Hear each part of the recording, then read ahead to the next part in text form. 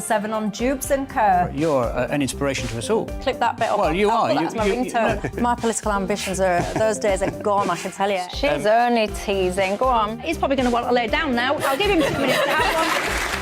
Let's respectfully disagree. That's what we like. Absolutely. On Jubes and Kerr. Come and join us. GB News, the People's Channel. Michelle Dewberry, weekday evenings at 6 o'clock. Westminster is going around in ever-decreasing circles, followed by the media. Britain is broken.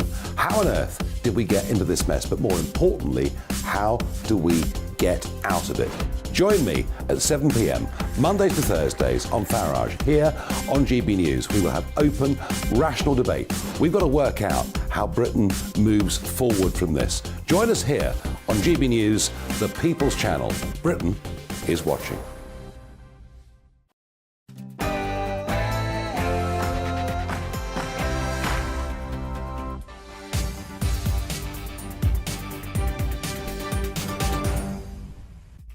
It's 12 noon. A very good afternoon to you. You're with GB News Live. I'm Mark Longhurst, and coming up for you this Thursday, Gary Lineker defends his line and says he stands by his criticism of government immigration policy. But the Culture Secretary, Lucy Fraser, whose grandmother escaped Nazi Germany in the 30s, says his comments are inappropriate and disappointing.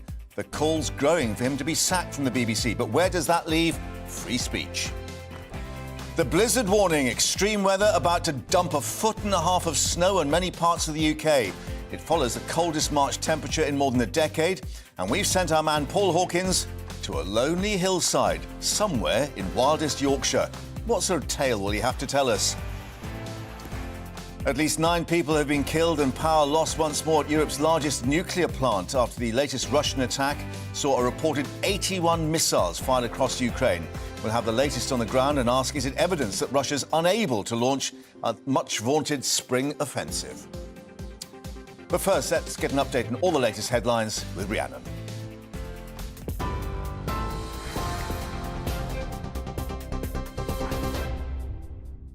Mark, thank you. Good afternoon. It's 1 minute past 12. Your top stories from the GB newsroom. Match of the Day presenter Gary Lineker says he stands by his criticism of the government's asylum policy and doesn't fear suspension by the BBC. He posted a tweet earlier this week comparing the language the government used to set out asylum plans to that used by Germany in the 30s. The Culture Secretary has told the Commons it's important the BBC maintain impartiality if it's to retain the trust of licence fee payers. Lucy Fraser says she welcomes the broadcaster holding talks with the presenter about the incident. As somebody whose grandmother escaped Nazi Germany in the 1930s, I think it's really disappointing and inappropriate to compare government policy on immigration to events in Germany in the 1930s. It's important for the BBC to maintain impartiality if it is to retain the trust of the public who pay the licence fee. Well, Gary Lineker spoke to reporters outside his home a short while ago.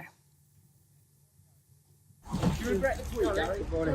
Do you fear getting suspended? No, I'm only mate. What are you doing? Yes. Anything about the tweet, Gary? Sorry, what Do you about regret it? sending the tweet at all? No. Do you stand by what you said? Sorry? Do you stand by what you said in your tweet? Of course. The number of people in England waiting to start routine hospital treatment has risen slightly to equal the previous record high. NHS England says around 7.2 million people were waiting to start treatment at the end of January, but the number waiting longer than 18 months in the same period has come down. The government and NHS England are aiming to eliminate waiting lists of more than a year by March 2025. At least 8 people have been killed and power at Europe's largest nuclear plant has been lost after a wave of Russian missiles were fired at Ukraine. The Zaporizhzhia plant's now down to emergency diesel generators to keep cooling reactor fuel and prevent a potentially catastrophic meltdown. Ukraine's military says Russia fired 81 missiles, including 6 hypersonic missiles, on cities across the country targeting energy infrastructure. Severe snowstorms and travel disruption have been forecast across the UK today after the coldest March temperature in more than a decade was recorded overnight. The Met Office has issued an amber warning for strong winds, bringing with them blizzard conditions and up to 40 centimetres of snow for northeast England. Snow and ice warnings are in place across much of Scotland, where temperatures dropped to minus 16 degrees in the Highlands last night. Weather journalists has told us to expect significant disruption to transport, power lines and phone networks. Delays on the roads, absolutely possible. I'd say more or less certain in the next 24 hours, certainly in the areas that I mentioned. Possibly further south, we've got the main airports further south are not going to be quite as affected by the snow going forward. We're sort of out of that danger zone a bit more now. But the northern airports, yes, expect disruptions. And on the trains as well. Trains, roads, I think there are advisories to, if you're going to travel, take precautions.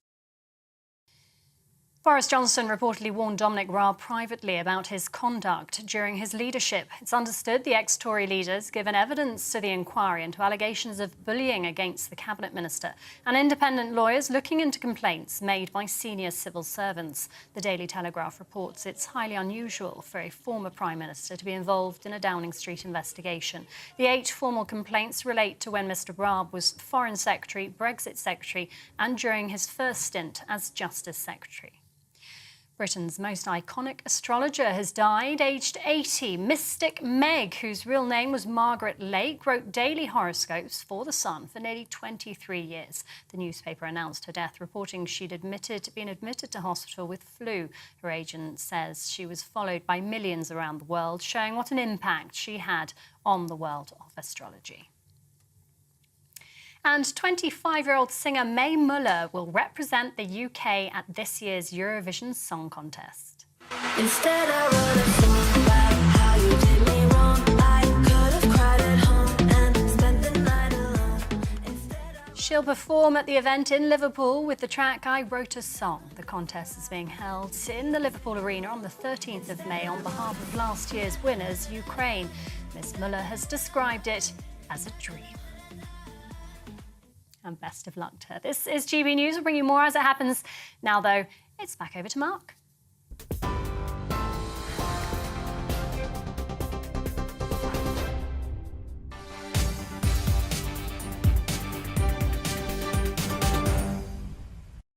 Rhiannon, thank you very much indeed. So many parts of the UK about to be hit by blizzard conditions with 1.5 foot of snow expected and then strong winds causing drifting. So the warnings are in place from the Midlands, North Wales, the north of England, with Durham, Liverpool, Sheffield, Bradford, even Leeds among the cities about to be hit this afternoon.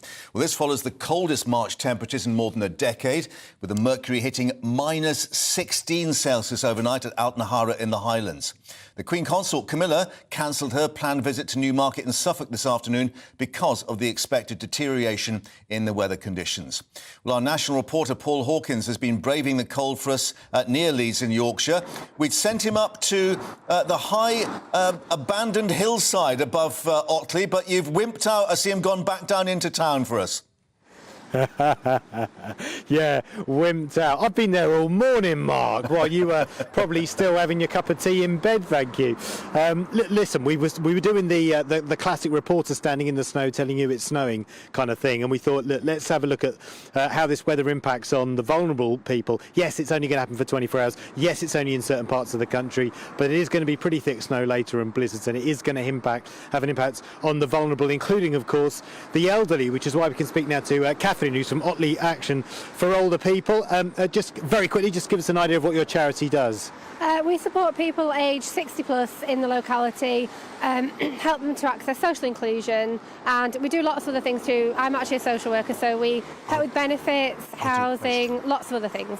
Yeah. And today, just tell us how the weather has impacted your plans. Yeah, I mean, we always dread snow a little bit because it does impact on our transport, so we can't safely transport the frail and elderly when there is snow on the ground, which is forecast for this afternoon. So the plan today is to do doorstep deliveries instead. And you had a lunch organised, didn't you? We did, yeah. And you were going to give out warm packs, which were funded by the cost of living partnership in the area. Yeah, that's right. So typically that was supposed to be today in-house at our facility. What's happening instead is the fire service are assisting us to deliver the packs to people's doorsteps, and then we're delivering food, Anything else, if people's heating breaks down, we'll take heaters to them. So we still do have a presence in the office. So if people need us, then we're there. Yeah. And you're also going out delivering fish and chips? Yeah.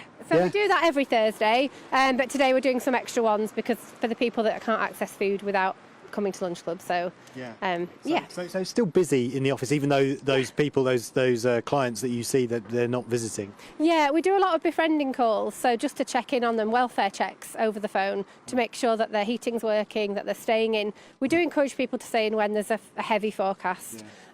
Just because obviously we don't want them breaking bones. So yeah, a lot of welfare checks will be happening. Who's your oldest client? How old? Oh, we've got Gladys, who's 102. 102? And she lives independently. Right. Yeah. And have you checked in on her today? Is she all right? Yeah, and actually, funnily enough, she was a bit annoyed that she wasn't coming out today. She was really keen. I bet she was like, oh, health and safety and all that nonsense. Yeah, well, do you know, she came out, funnily enough, she's one of our...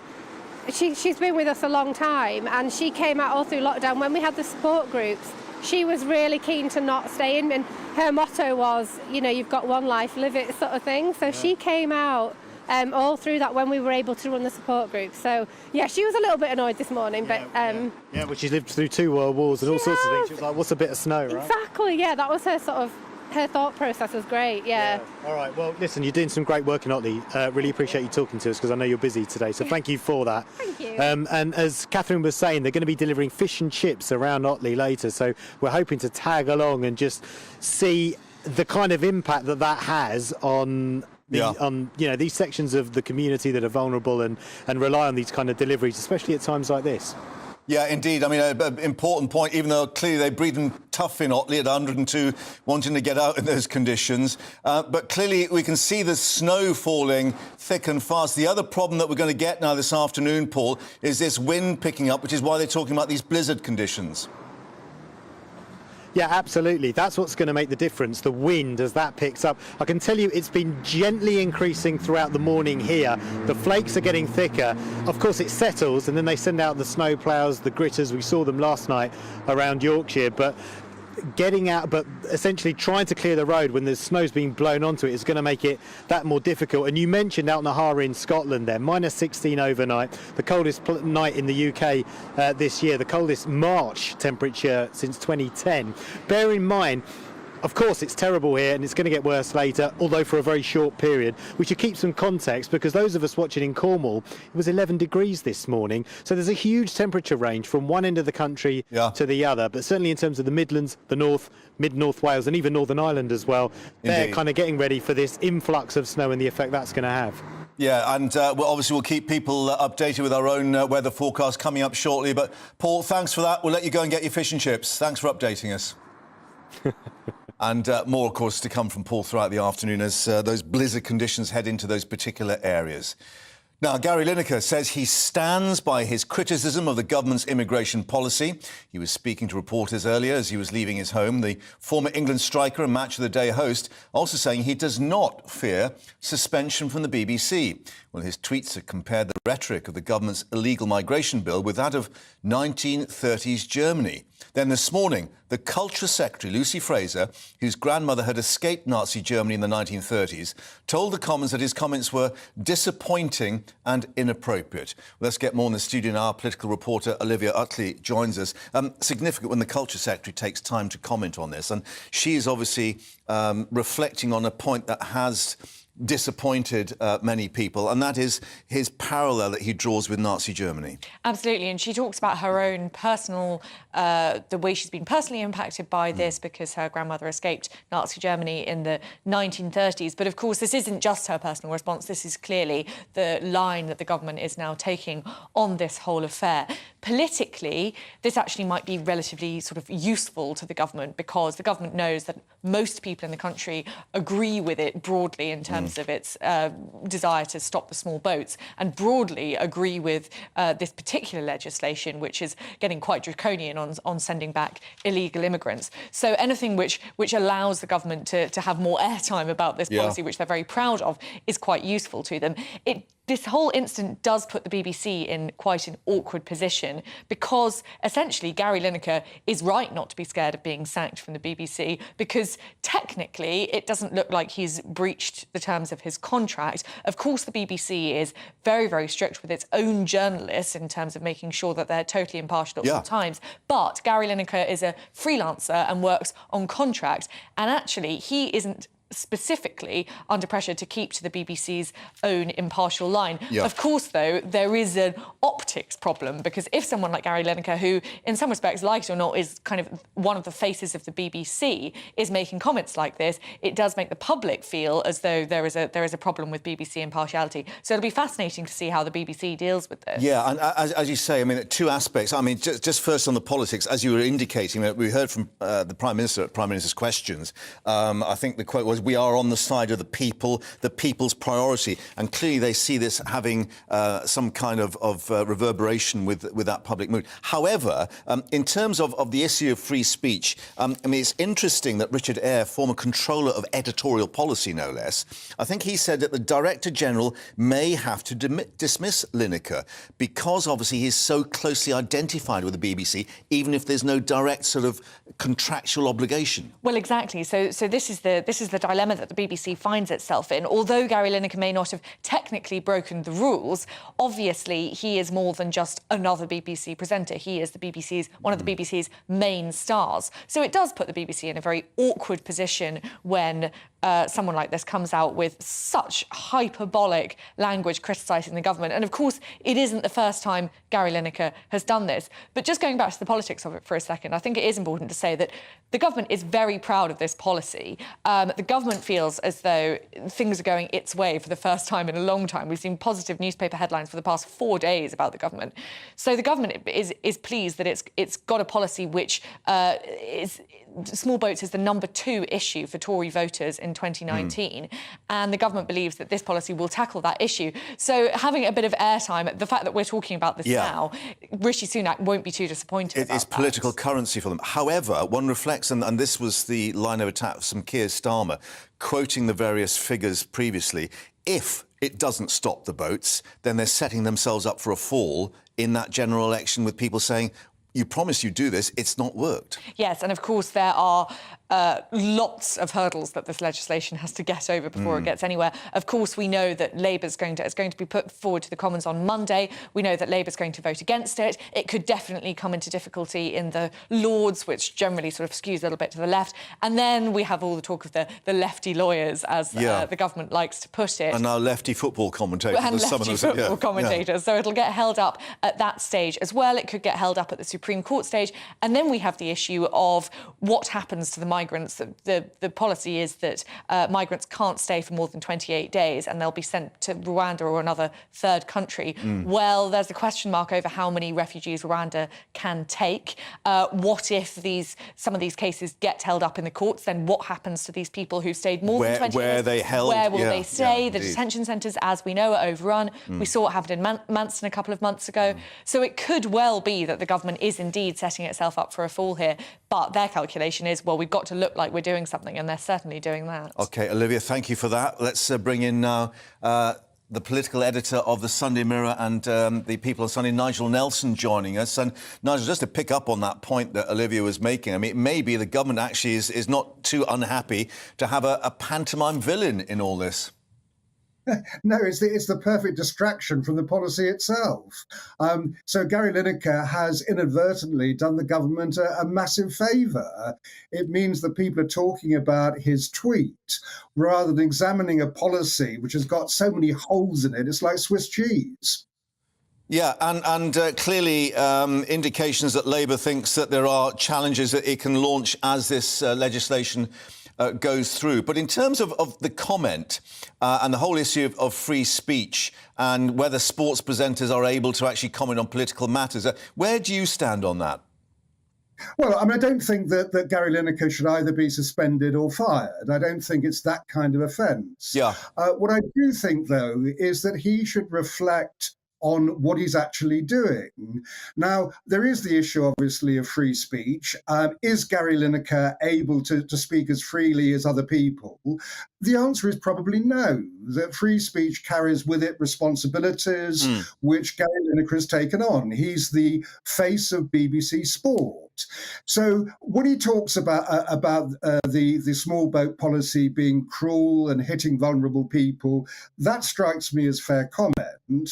Suddenly going too far by talking about an equivalence with the language used in Nazi Germany, that's where the controversy comes in. Now, if you are doing the job that he's doing, if you've got 8 million followers, so you're a social media influencer, he's got to decide which he most wants to be. Does he want to be have the freedom to comment on political issues, or does he want to be a sports commentator? He can't really have it both ways. Yeah, and interesting that Roger Mosey, of course, who's a former head or director of sport, indicating that impartiality is the best approach, although he's got some sympathy with Lineker. But to look at the detail, I mean, it's clearly the issue of trying to draw that parallel with 1930s Germany that has angered many in the government, and with Lucy Lucy Fraser, the Culture Secretary, coming to the Commons and saying, look, my grandmother escaped Nazi Germany in the 1930s. These comments are inappropriate. And as you say, if there's responsibility that goes with free speech, you have to get it right. And many historians would say, well, actually, this is not a parallel with 1930s Nazi Germany. And clearly it's not. And that's why he's gone too far. And I mean, a number of Jewish groups have also spoken out against what Gary Lineker has said. And I think they're quite right. I mean, there is no equivalence with this. We're talking about 1930s Germany, which was the lead up to the Holocaust, a mass genocide. That is not what the small boat policy is about.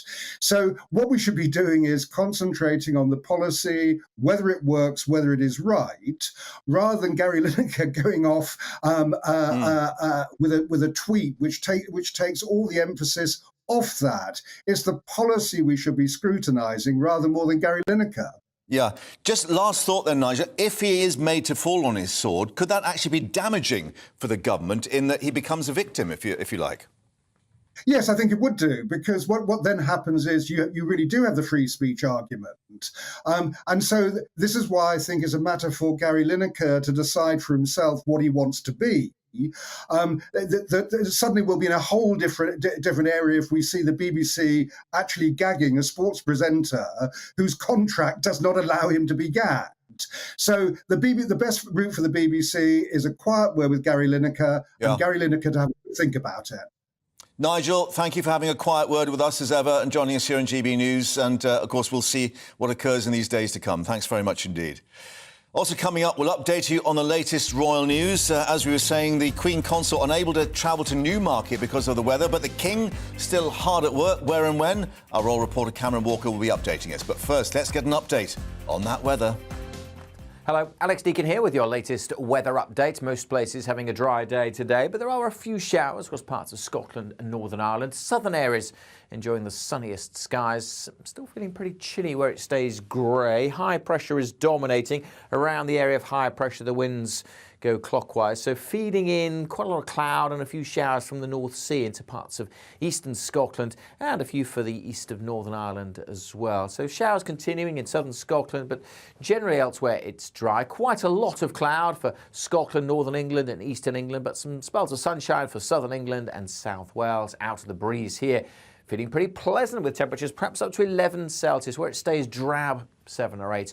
Will feel pretty chilly. Should see some good spells of sunshine again across westernmost parts of Scotland. Clear skies here will allow frost overnight. Temperatures dropping quickly under the clear skies in the southwest, but cloud generally spilling back in. A few showers may keep going over northern England and the east of Northern Ireland, but most will have a dry night. You can see that frost there across western Scotland. Further south, some pockets of frost if skies stay clear, but most towns and cities start Friday at 2 or 3 Celsius and a cold feeling cloudy day again for many, but we should see plenty of sunshine across Scotland, brightening up across southern Scotland, Northern Ireland as we go through the day.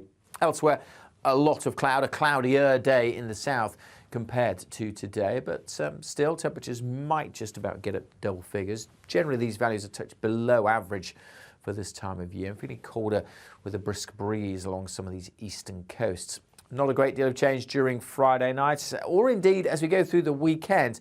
We are looking at some showery rain coming into the far north, and that is signs of colder air then pushing in through the weekend. So it is going to turn colder and colder still next week, with the possibility of some snow in places.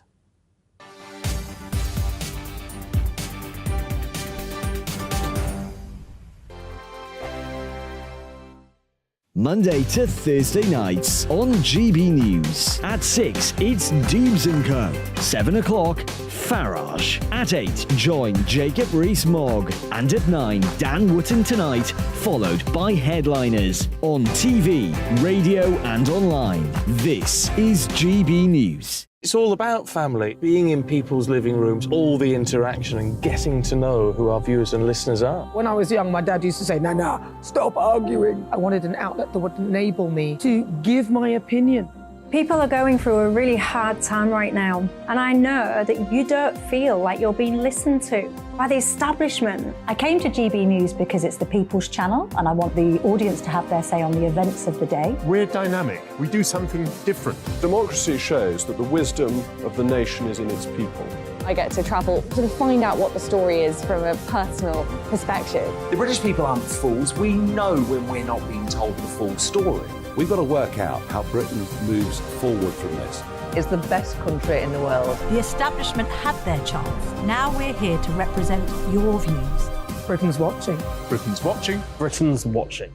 We're proud to be GB News. The People's Channel. Britain's news channel. Join me, Patrick Christie's, Monday to Friday, 3 till 6. We tackle the day's news agenda like you've never seen before. It's high tempo, high octane, the most controversial topics, and the best guests. You will not be able to take your eyes and ears off it. I'm not afraid to ask the questions that you really want answered. 3 till 6 p.m, Monday to Friday on GB News, the People's Channel, Britain's news channel. I'm Andrew Doyle. Join me at 7 o'clock every Sunday night for Free Speech Nation, the show where I tackle the week's biggest stories in politics and current affairs with the help of my 2 comedian panellists and a variety of special guests. Free Speech Nation, Sunday nights from 7 on GB News, the People's Channel, Britain's news channel.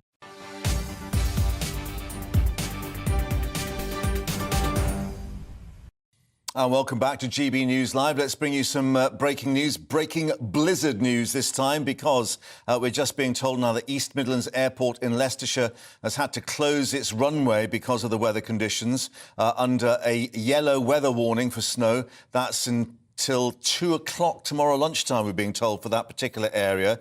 A statement from the airport saying, after a period of heavy snowfall, we've temporarily closed the runway. Health and safety always our top priority. Operations resuming at the earliest opportunity. Passengers advised to contact their airline for the most up-to-date flight information. So don't contact the airport, they're saying.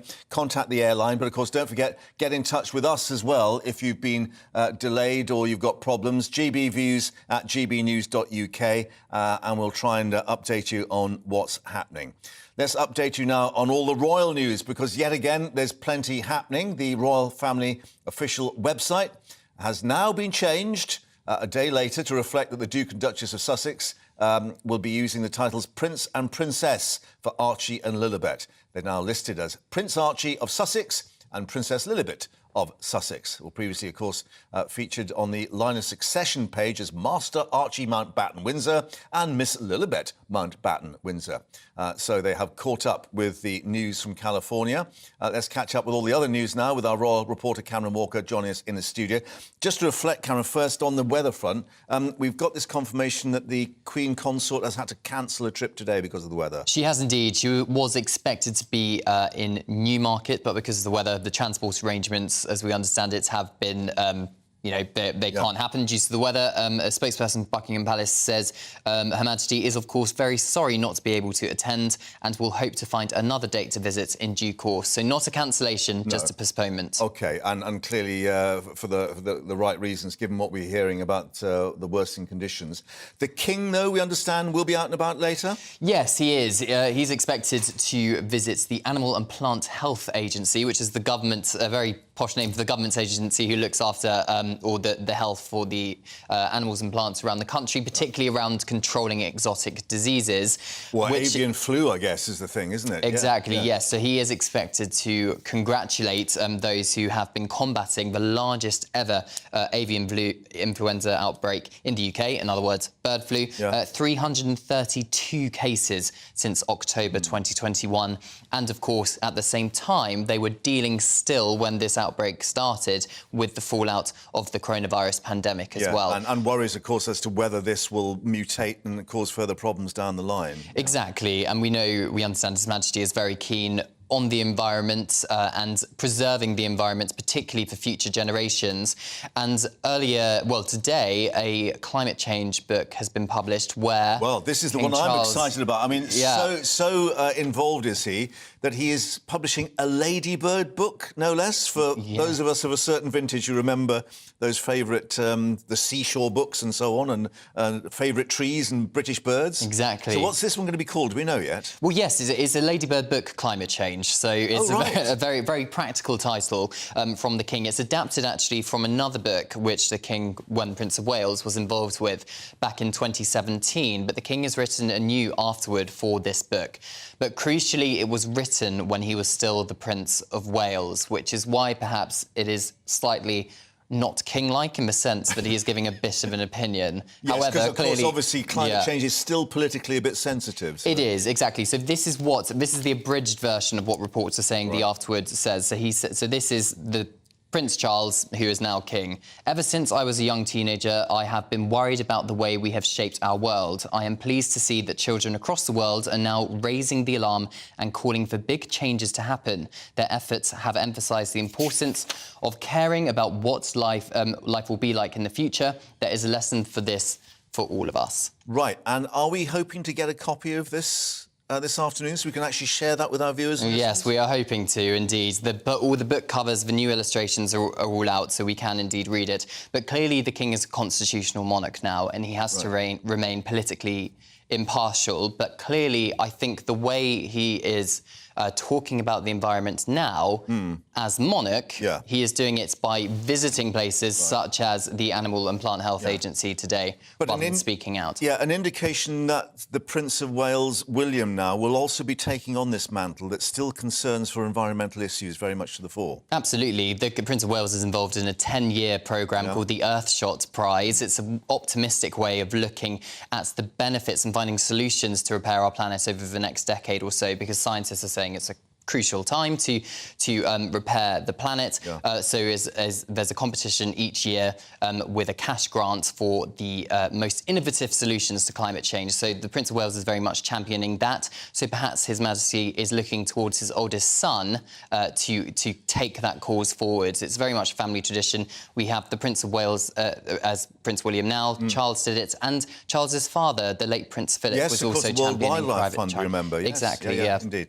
Cameron, thank you for the moment. More, of course, as we see that royal visit with the King later, and maybe an afternoon reading session with a ladybird book. That's something to look forward to this afternoon. Thank you very much indeed. Also coming up, we'll update you on what's been happening in Ukraine. More missiles striking cities across the country, and, of course, that nuclear plant once more. What danger is that in? We'll be updating you on that. First, an update on the other news headlines with Rhiannon.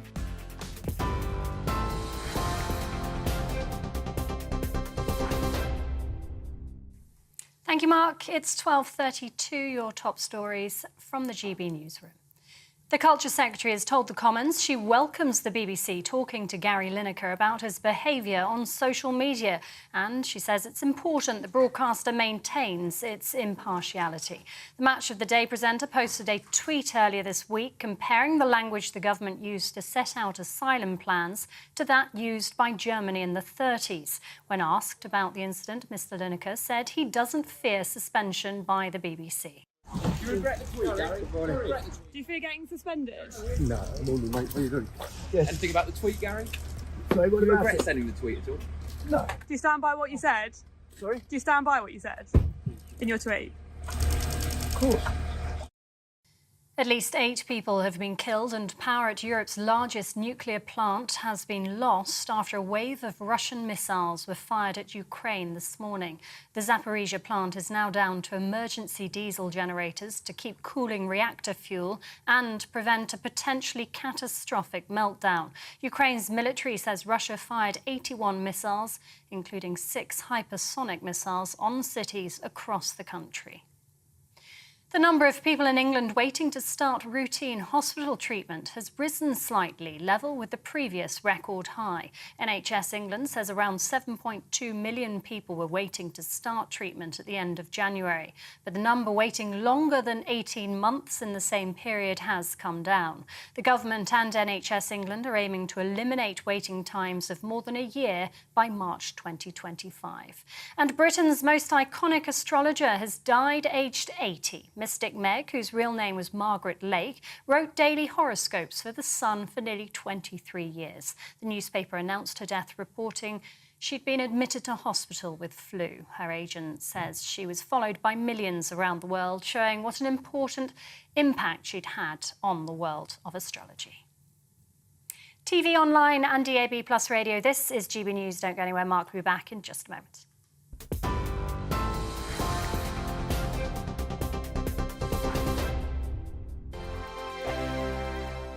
I joined GB News because I was sick and tired of not hearing my views being represented, not just mine, but so many people that I knew and spoke to. I just couldn't get my voice out there. I couldn't say anything. I couldn't do anything. Whatever the narrative was, I kind of had to follow it. GB News is there to provide a voice for those who have been ignored by the establishment media. We think different things, we've got a different style. GB News is here to be optimistic and positive about the future. It's real kind of dynamic and flowing, with the audience very much at the heart of it, like a big family. Here at GB News, we talk about the things that matter to you. Hearing the voices from right across our towns and cities, especially our towns. All sides of the argument represented with a heavy dose of opinion. We're on a mission here to make a difference. And the GB News family really is here for you, and whatever time of day you can watch or listen. Britain's watching. Britain's watching. We're proud to be GB News, The People's Channel. Britain's news channel. Hello, I'm Michelle Dewberry, and you can join me every weekday 6 till 7 on Jubes and Kerr. You're an inspiration to us all. Clip that bit off. Well, you are. That's my ringtone. My political ambitions are, those days are gone, I can tell you. She's only teasing. Go on. He's probably going to want to lay down now. I'll give him 2 minutes to have one. Let's respectfully disagree. That's what we like on Jubes and Kerr. Come and join us. GB News, The People's Channel. Michelle Dewberry, weekday evenings at 6 o'clock. Westminster is going around in ever-decreasing circles, followed by the media. Britain is broken. How on earth did we get into this mess? But more importantly, how do we get out of it? Join me at 7 p.m, Mondays to Thursdays on Farage, here on GB News. We will have open, rational debate. We've got to work out how Britain moves forward from this. Join us here on GB News, the People's Channel. Britain is watching.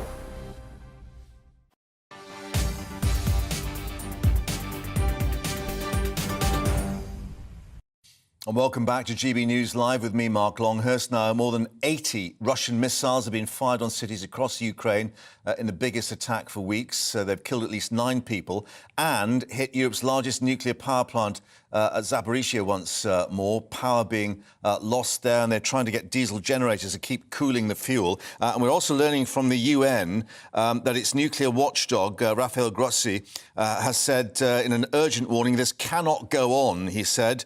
One day our luck will run out, is what the IAEA is being told.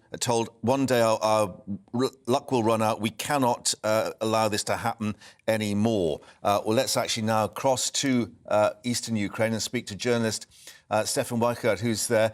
Stefan, clearly this was aimed not just at these areas of population, but at this nuclear plant once more. We can see the light is burning bright behind you there. Is the power supply back on? Yeah, at my place, fortunately, there have not been any problems with the power cuts, which is one of the few exceptions in Ukraine at the moment, because some other places has been an issue. Here, despite attacks also, like over the last few days, and there haven't been any power cuts, fortunately.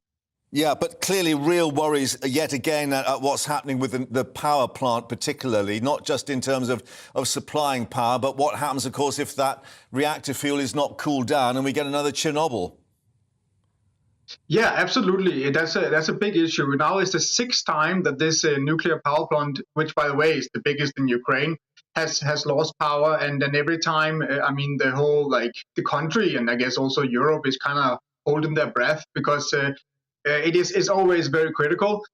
These diesel generators, they are trying to get running, will supply for 10 days. But the problem is whether something can evolve eventually. That's the fear. And what of the power supply then for these other areas with people having been hit by this so many times? I know there are obviously a lot of generators being supplied, but clearly you've got to find the diesel fuel then to keep those going. I mean, are people enduring, or are they really now starting to get a bit tired of these constant attacks? People are obviously extremely tired of these constant attacks. It's no doubt about it. Also because a lot of people in Ukraine are without work, and they're partly doing that because the economy, of course, overall have been hit by after the Russian invasion. But it's also because these factories, these companies cannot, if there's no power, they basically cannot work. So that's a big issue for people. But I would say that the Ukrainians I speak to still wants to keep fighting, more broadly. But yes, of course, this is extremely annoying for people. And people were hoping, because the situation during the winter, for example, December, January, was very bad in terms of not having power in parts of Ukraine. But it had been restored after the attacks had kind of stopped. But now there's a fear in Ukraine that this is they're going to start again, that this Russian attack here this night and morning is just going to mean that Russia will continue to try to destroy the power supply.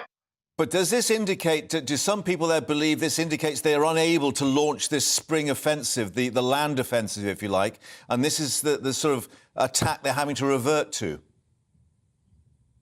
Yeah, there is a fear in Ukraine, about whether this will ever happen.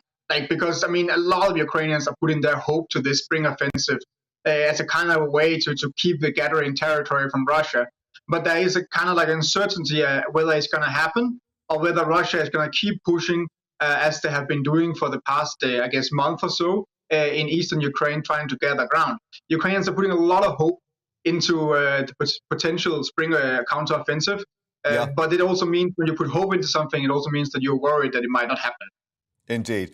Well, Stefan, thank you very much indeed for updating us there in eastern Ukraine, and good to see that you've still got the lights burning bright there. Thanks very much indeed for your time. Well, let's speak now to Dr. Anna Basu, who's a nuclear detection expert and Chief Executive Officer at the Chromet Group, monitoring and making equipment to monitor radiation. Thank you very much indeed for your time, Dr. Basu. Just to reiterate what we're hearing from the UN about this warning that this cannot be allowed to go on, the IAEA being told, and one day our luck will run out, they say. Look, this is clearly, for the first time in the human history, there's an attempt to weaponize a nuclear power plant, which is very worrying. As you rightly point out, it's the 6th time this has happened, and very rightly, things are being told that our luck will one day run out, because this is really playing with fire. And just to explain, the electricity is needed to keep cooling the reactor and the plant. Otherwise, it goes critical. And, of course, we remember what happened in Chernobyl.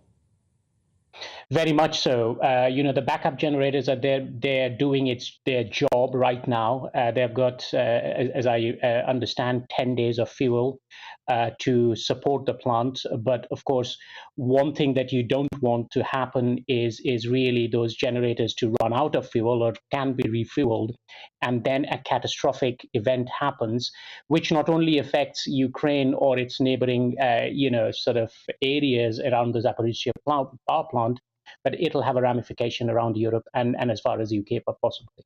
Yeah, well, do you believe that Russia is deliberately weaponizing this and trying to cripple that plant? Because clearly, if it does blow and the wind blows in the wrong direction, that fallout is going to head over to Russia. Very much so. Look, I mean, nuclear power plants are built as very robust infrastructures, so they can withstand quite a lot of things. But of course, if you're constantly, targeting and constantly trying to, bombard a nuclear power plant, eventually something will go wrong. And it's not only the core. There are nuclear waste materials in and around which if they are hit, they could actually disperse. So what is needed is really good quality, first of all, good quality of information system to ensure that in case such an event happens, that the instancy of the information is available to first responders in Ukraine and of course beyond, because as you rightly point out, if the wind blows in the wrong direction, it could go to Russia. If the wind blows in the wrong direction from our perspective, it could actually come into Europe and beyond. So, as we remember with Chernobyl, of course, how much monitoring equipment is there? How much do we know about what's going on inside the plant? There is, all nuclear power plants are monitored through by IAEA as a must, and that's going on. There is, we know there is infrastructure within Ukraine. Those infrastructures are being upgraded, and all of that is happening. But it is a much wider question as well. That as you rightly point out, that if a catastrophic event happens, it is not restricted to only in the neighboring parts of that power plant. It's the dispersion can be much far further. So monitoring equipment is necessary. Infrastructure is necessary at the local level to react if such things happens, to safeguard citizens, to safeguard assets, to safeguard things in other countries as well. So there is a whole combination of things that needs to happen, but there is active monitoring that is going on right now, like every other power plant. Let me remind your readers, viewers, that ultimately nuclear power is a very safe form of power. And this is just an unprecedented event that is going on right in front of our eyes, where actively a nation is trying to bomb and throw missiles and trying to weaponize a power plant, which is unheard of. Yeah. Dr. Anna Basu, thank you very much indeed for bringing us your reaction to that. And just to update you with the Russian Defence Ministry saying that it used hypersonic missiles during these latest attacks. These are what they call Kinzhal hypersonic missiles. The aspect of that being that Ukraine does not have the capabilities to intercept these hypersonic missiles, travelling at 5 times the speed of sound, which may indicate why so many got through Ukraine's air defences. More, of course, on that as we get it. But let's take you from Ukraine to Cleckheaton in West Yorkshire, because a community group and the council there have a battle over plans to build an Amazon warehouse next to residential properties. Well, the campaign has been running since back in June 2021 and has now amassed through crowdfunding £17,000 in their fight to oppose the planned Amazon site. They say it will generate added pollution and traffic in the area. Anna Riley has been to find out more. These Cleckheaton residents formed the Save Our Spend campaign group 21 months ago. Ever since, they've battled Kirklees Council against granting a 24-hour operational Amazon warehouse to be built right next to their homes. This is the site now. It's land next to the busy M62 motorway and is used for growing crops. But if the proposal goes ahead, it will transform into a building more than 25 metres high, with lorries attending day and night, but with no buffer zone to nearby properties. Residents are determined not to let this happen due to the increase in light, noise, air and traffic pollution they say it will bring. I'm afraid to say that it's proposed a building that's going to be 300 metres in that direction, so a third of a kilometre, and 200 metres in that direction, with a 24-hour operation, the ability to have 85 HGVs loading and unloading continually, and 191 parking bays. Basically a building for Amazon. And right next to a residential area, this is the boundary of my house, and I will be living straight across from this. The group are not opposed to the land being used to provide employment, but want the size of the Amazon warehouse to be scaled back. Anyone wanting to, who's built a house, have a family here, is not going to be too happy with having something of this nature next to their property. There's no two ways about it. I'm a little bit more pragmatic about it. I am happy to have some form of development here, but let's not, let's balance it. Let's try and make it fair to the residents and fair to the, the employment side. We do need jobs, there's no two ways about it. But what we don't need is something that is so vastly outside what was originally intended that would actually, upset people that are nearby. There's also concerns about the lasting legacy the development will have on the area. The impact on the area will be felt for miles around and for a long time to come. And I think that is probably the major concern for us. We're probably being labelled as NIMBYs, and we're saying we're absolutely not NIMBYs. We're saying we're not against development, but this development belongs on a trading estate, on an industrial estate, certainly not in a residential setting. In response to the campaign, the council said the planning application has been subject to rigorous public consultation and will be presented to the planning committee for a decision. Issues raised by the public will be reported to the committee and they will listen to all the evidence presented to them before reaching the decision. Amazon declined to comment and a decision is set to be made by the council this month. Anna Riley, GB News, Scholes. And we'll keep you updated on that particular battle. Now, it looks as if the UK has been making its mind up. Our producers have been working on that all morning because May Muller has been selected as the UK entry for this year's Eurovision Song Contest. Of course, it takes place in Liverpool in May on behalf of Ukraine. And she'll be hoping to build on Sam Ryder's success as runner-up in last year's event, where she was raised in North London. The vocalist, now aged 25, the first female entrant for the UK since Suri competed in 2018 with Storm, coming 24th. She described being selected to represent the UK this year's Eurovision Song Contest as honestly a dream. Let's have a listen to the entry. Instead I wrote a song about how you did me wrong. I could have cried at home and spent the night alone. Instead I wrote a song. Showbiz journalist Rebecca Toomey, who's joining us now. Rebecca, it's quite Euro pop, isn't it? Yes, that's a very delicate way to describe it. You know what it is? Eurovision is just a bit of fun. It's just something uplifting and lovely and wonderful. It doesn't have to be musically superior because it's a family event. It's always known for being very poppy because of its very big LGBTQ plus following as well. So it's just that environment we might need sort of a track that you probably would hear on holiday in a nightclub, I think. And there's nothing wrong with that sometimes.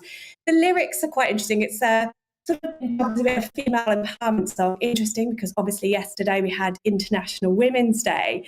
But one of the things in the music industry now is that a lot of female songs that are getting written, they have to have empowering lyrics. And that's not necessarily a bad thing. It's just, going back to sort of love songs and other things, that's not really the remix songs are going in. But for the Eurovision, I think it's a perfect song. I think the title is I Wrote a Song, which is... Yeah. Perhaps doesn't take much effort to come together. But I think it talks about issues with a boyfriend and so on. So maybe that vibe is there. Yes, it is that vibe. So May did actually write this track as well. She's a talented musician.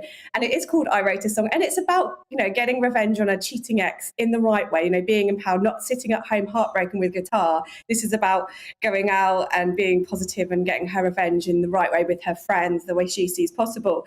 Like I said, it's a bit of a turn in the music industry now. I mean, I think the history of the UK with Eurovision hasn't been good for a long time until obviously Sam Ryder came second last year and he's had phenomenal success ever since. Will we do it twice? I don't know. I mean, the jury's really out on that one. I think the song itself will resonate with younger audiences, but it's really just a bit of fun Eurovision, isn't it? Well, let's address that in a moment. But just an interesting fact here. May Muller was born in 1997, the last time the UK won, which I think was Katrina and the Waves. Yes, it was Katrina and the Waves, 97. Now, that just goes back so far. And how funny that maybe it's a good omen that May was born that year and maybe she'll be the next one to take the crown. Wouldn't that be something? I'm not sure we'll see any ripping of the skirts from the Bucks Fizz days, even though that would be very memorable, wouldn't it? But just to pick up on this point, why shouldn't it be musically serious? I mean, I know the likes of Elton John and Paul McCartney and so on over the years have said we won't get involved in this because clearly you're setting yourself up for a fall. But, I mean, surely there's an opportunity for really great songwriters to come through and try and do something a little different. Yeah, I think that's a really fair point. I think one of the reasons we don't see it as such a serious competition in the UK is probably because we haven't done that well in recent times. Obviously, last year was the exception. So I think really, we've got so many brilliant artists here that I think we kind of want to keep the Brit Awards for the Brits. We want to keep that as kind of our high accolade. The Ivy Novello Awards are kind of more tourist. Whereas Eurovision, I think because maybe we're a bit snobby about the rest of Europe and the rest of the output in Europe because British artists tend to be up with Americans. Yeah, do you think that will change this year because of the political circumstances and the fact that we are hosting this on behalf of Ukraine? Lots of Ukrainian refugees will be offered or have got cut price tickets to attend. So it will be different this year.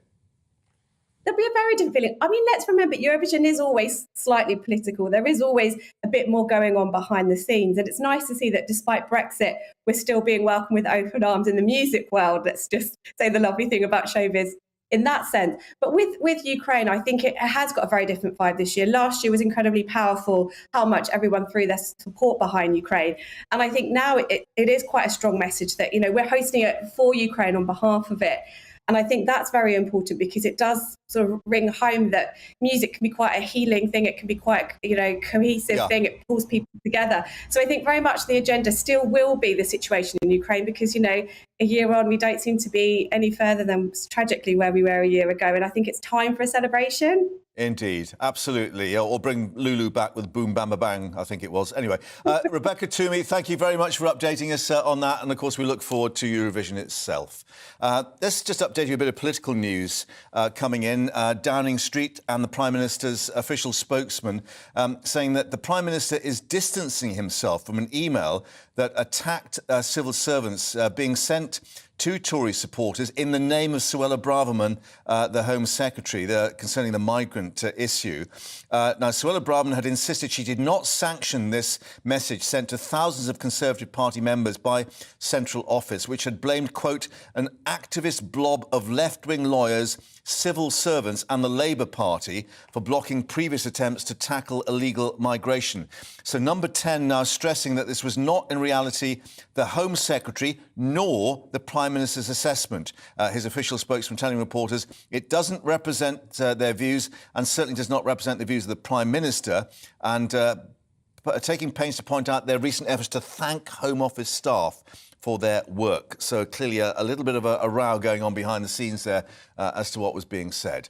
Let's just reflect plenty of your views coming in. The GB Views inbox, gbviews@gbnews.uk, and particularly on the Gary Lineker story. Mel, the BBC is state-owned by us US licence payers. Lineker's comments are exploitative, exaggerated, inappropriate and insulting. Meanwhile, Alan says, I thought Gary Lineker was a centre-forward, not a left-winger. That's not bad, actually. Nick, meanwhile, time to cancel our TV licences. If everybody cancelled their licences for 1 month in protest, maybe then the BBC will do something. And then regards the royal title changes, Alan says he was a staunch royalist and I thought the King was seeing sense with Frogmore. Now with the acceptance of titles for the Sussex children, I am finished with royal family. OK, well, we're finished for this hour, but we're back, of course, with more and we'll update you on the blizzards on the way. So let's get that weather in more detail for you.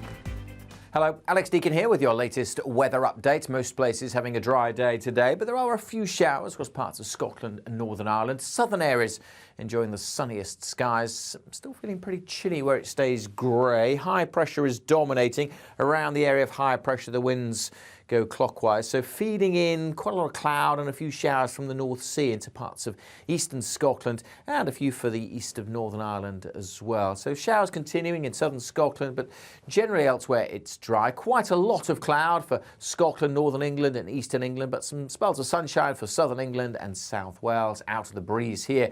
Feeling pretty pleasant with temperatures perhaps up to 11 Celsius. Where it stays drab, 7 or 8. Will feel pretty chilly. Should see some good spells of sunshine again across westernmost parts of Scotland. Clear skies here will allow frost overnight. Temperatures dropping quickly under the clear skies in the southwest, but cloud generally spilling back in. A few showers may keep going over northern England and the east of Northern Ireland, but most will have a dry night. You can see that frost there across western Scotland. Further south, some pockets of frost if skies stay clear, but most towns and cities start Friday at 2 or 3 Celsius, and a cold feeling cloudy day again for many, but we should see plenty of sunshine across Scotland, brightening up across southern Scotland, Northern Ireland as we go through the day. Elsewhere, a lot of cloud, a cloudier day in the south compared to today, but still temperatures might just about get at double figures. Generally, these values are touched below average for this time of year, and feeling colder with a brisk breeze along some of these eastern coasts. Not a great deal of change during Friday night, or indeed as we go through the weekend. We are looking at some showery rain coming into the far north, and that is signs of colder air then pushing in through the weekend. So it is going to turn colder and colder still next week, with the possibility of some snow in places.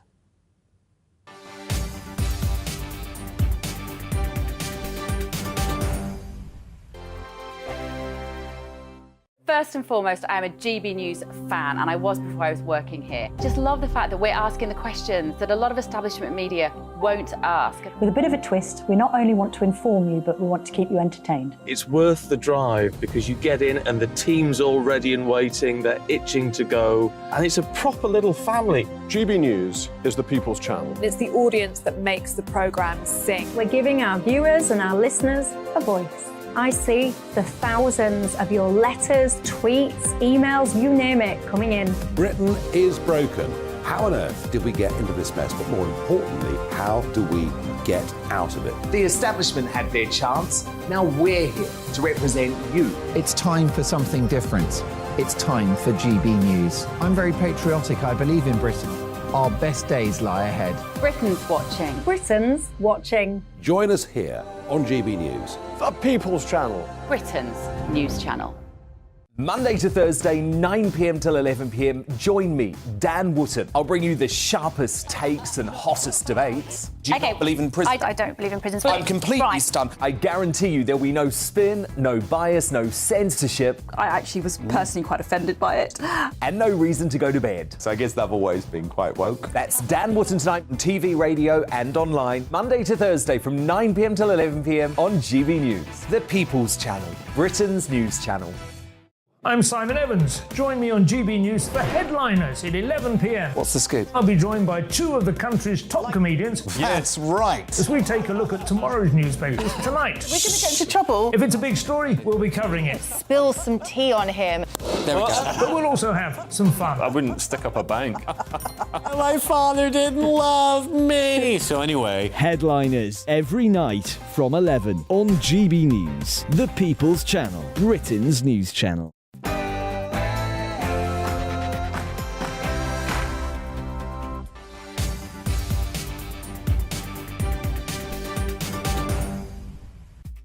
It's 1 o'clock, you're with GB News Live. I'm Mark Longhurst, and coming up for you this lunchtime, Gary Lineker defends the line, saying he stands by his criticism of government's immigration policy. But the Culture Secretary, Lucy Fraser, whose grandmother escaped Nazi Germany in the 1930s, says his comments are inappropriate and disappointing. Calls still growing for him to be sacked from the BBC. Where does it leave him? Where does it leave free speech? The Arctic blast continuing to hit parts of Britain, now blizzard warnings following the coldest March temperature in more than a decade. We'll have the latest from the meteorologist at the Met Office and our man on the ground in the frozen wastes of Otley. And power lost at Europe's largest nuclear plant. The latest Russian attacks with a reported 81 missiles, including hypersonic missiles fired across Ukraine. We're talking to Ukrainian MP Kira Rudik about the current situation. But let's get an update now on all the headlines with Rhiannon.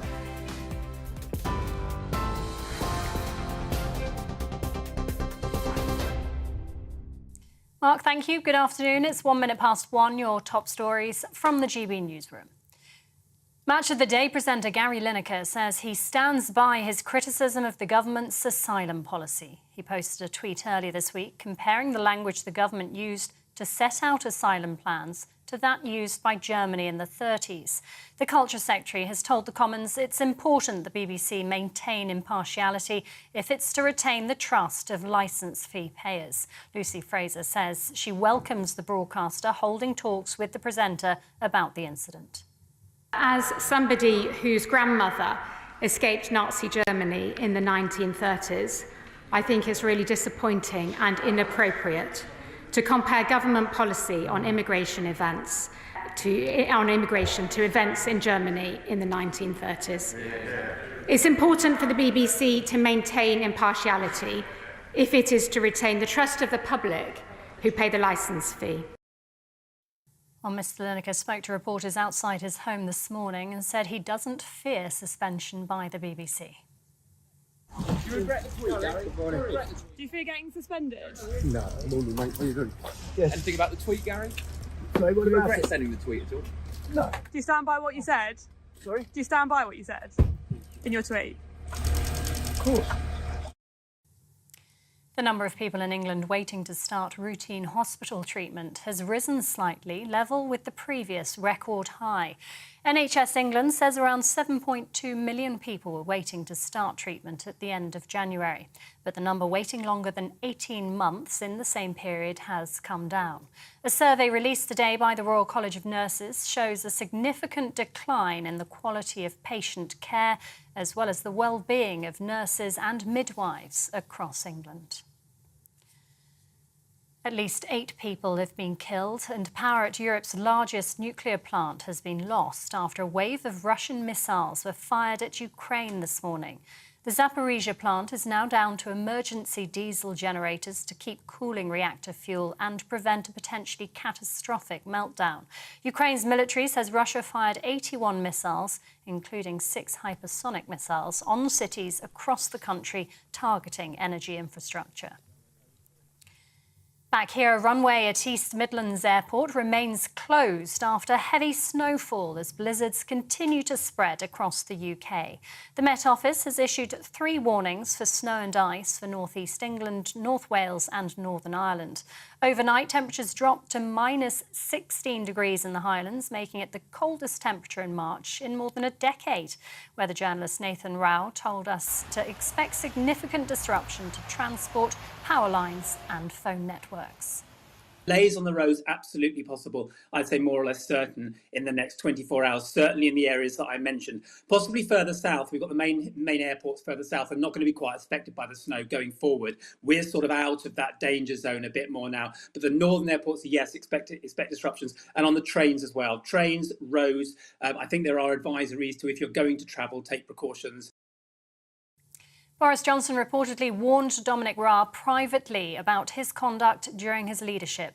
It's understood the ex-Tory leader has given evidence to the inquiry into allegations of bullying against the Cabinet Minister, and independent lawyers looking into complaints made by senior civil servants. The Daily Telegraph reports it's highly unusual for a former Prime Minister to be involved in a Downing Street investigation. The 8 formal complaints relate to when Mr Raab was Foreign Secretary, Brexit Secretary and during his first stint as Justice Secretary.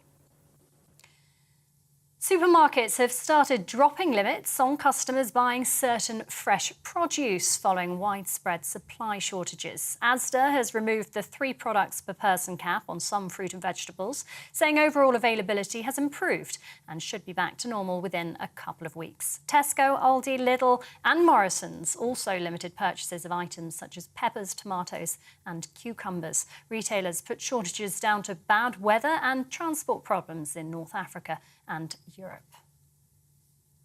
Britain's most iconic astrologer has died aged 80. Mystic Meg, whose real name was Margaret Lake, wrote daily horoscopes for The Sun for nearly 23 years. The newspaper announced her death, reporting she'd been admitted to hospital with flu. Her agent has said she was followed by millions around the world, showing what an impact she'd had on the world of astrology. And 25-year-old singer Mae Muller will represent the UK at this year's Eurovision Song Contest. Instead I wrote a song about how you did me wrong. I could have cried at home and spent the night alone. Instead I wrote a song. She'll perform at the event in Liverpool with the track I Wrote a Song. The contest is being held in the Liverpool Arena on the 13th of May on behalf of last year's winners, Ukraine. And Ms Muller's described it as a dream. This is GB News. We'll bring you more as it happens. Now, though, it's back over to Mark.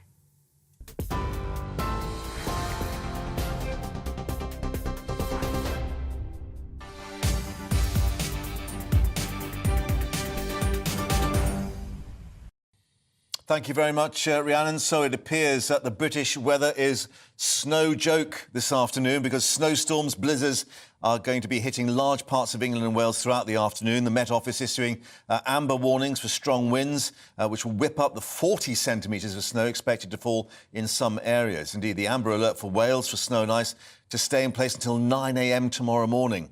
It's all set to cause significant disruption for transport, power lines and phone networks, and of course all those individuals trying to get around. Let's go live now to Ockley in Yorkshire once more, where our national reporter Paul Hawkins has been updating us. Paul, we can still see the snow falling, and of course, as you were saying, the fear that these winds will increase now as the afternoon goes on. Yeah, absolutely. That's the big fear at the moment. Listen, I've been talking to people in and around Otley, and they're kind of, at the moment, they're pretty, no pun intended, chilled out about it. They're looking around and they're kind of saying, it's not really settling at the moment. We've seen worse than this. We're hardy folk. We can deal with this.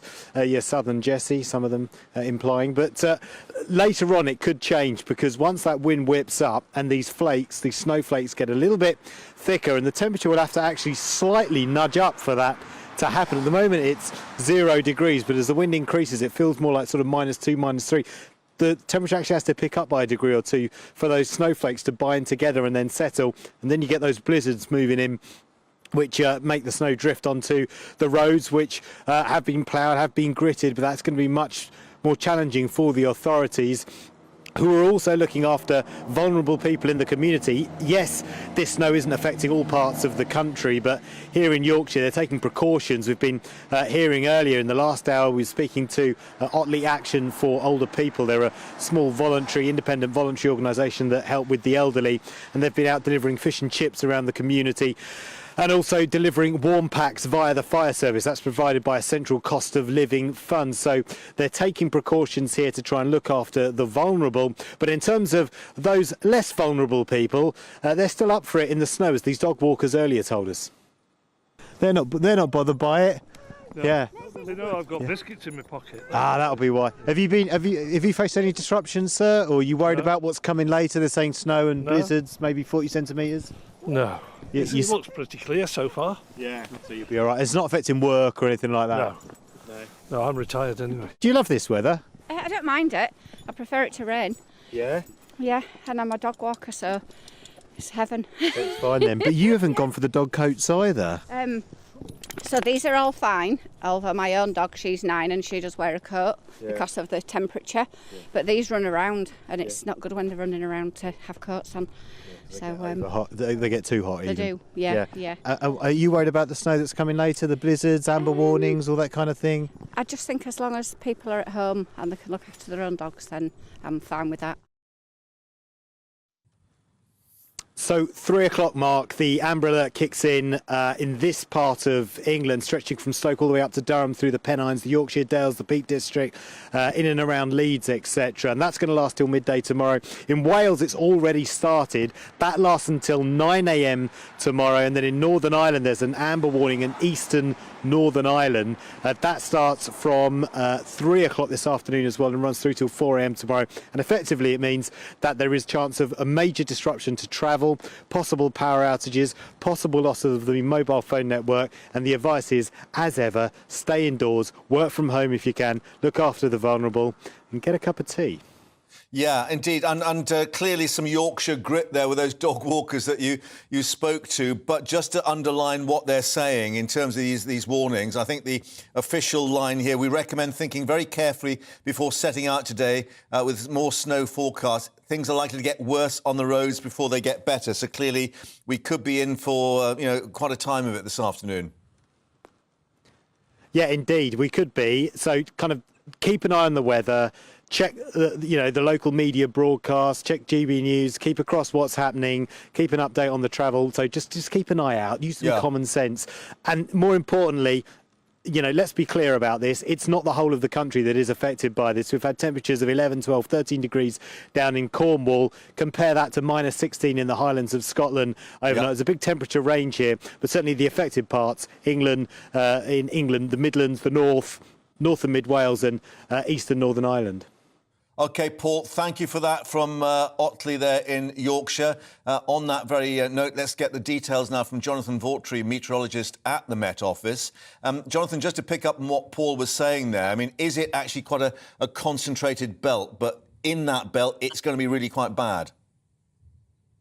Yes, good afternoon. So, there is quite an extensive yellow snow and ice warning out for much of Northern Ireland, parts of southern Scotland stretching all the way down into Wales and central areas of England. But we've really focused our amber yellow weather warnings issued by the Met Office across parts of the Pennines down towards the Peak District and also higher ground areas of Snowdonia, northern Wales, and there's an additional amber warning now in force for parts of eastern Northern Ireland. So it's in these locations in particular where we are expecting to see those sort of levels of 20, maybe up to 40 centimetres of snow building up, and that does just bring the risk of those quite atrocious travelling conditions for anyone that is out and about. Yeah, we're just putting some of the travel tips up on screen now as we speak to you, but obviously the best travel tip is not to venture out, because it's not just, I gather, the weight of snow that's coming down, it's this wind that's going to pick up, which is why we're talking about blizzards. Indeed. So the low pressure system that is moving up from the southwest and bringing these bands of rain that are then turning to snow across these higher ground areas. As that low pressure moves its way in, we're going to see a tightening of the isobars around that, and that leads to some particularly strong winds. Particularly over, again, the higher ground areas, we'll see some notable gusts of 40, 45 miles per hour across parts of the Pennines into Snowdonia as well. And so where that starts to pick up the snow, lead to drifting, that will reduce visibility quite significantly and could lead to some real disruption in places. When's it going to get better? So this low pressure system that we are seeing at the moment will gradually clear its way off throughout Friday. So generally things will settle down a bit more as we move towards the end of Friday.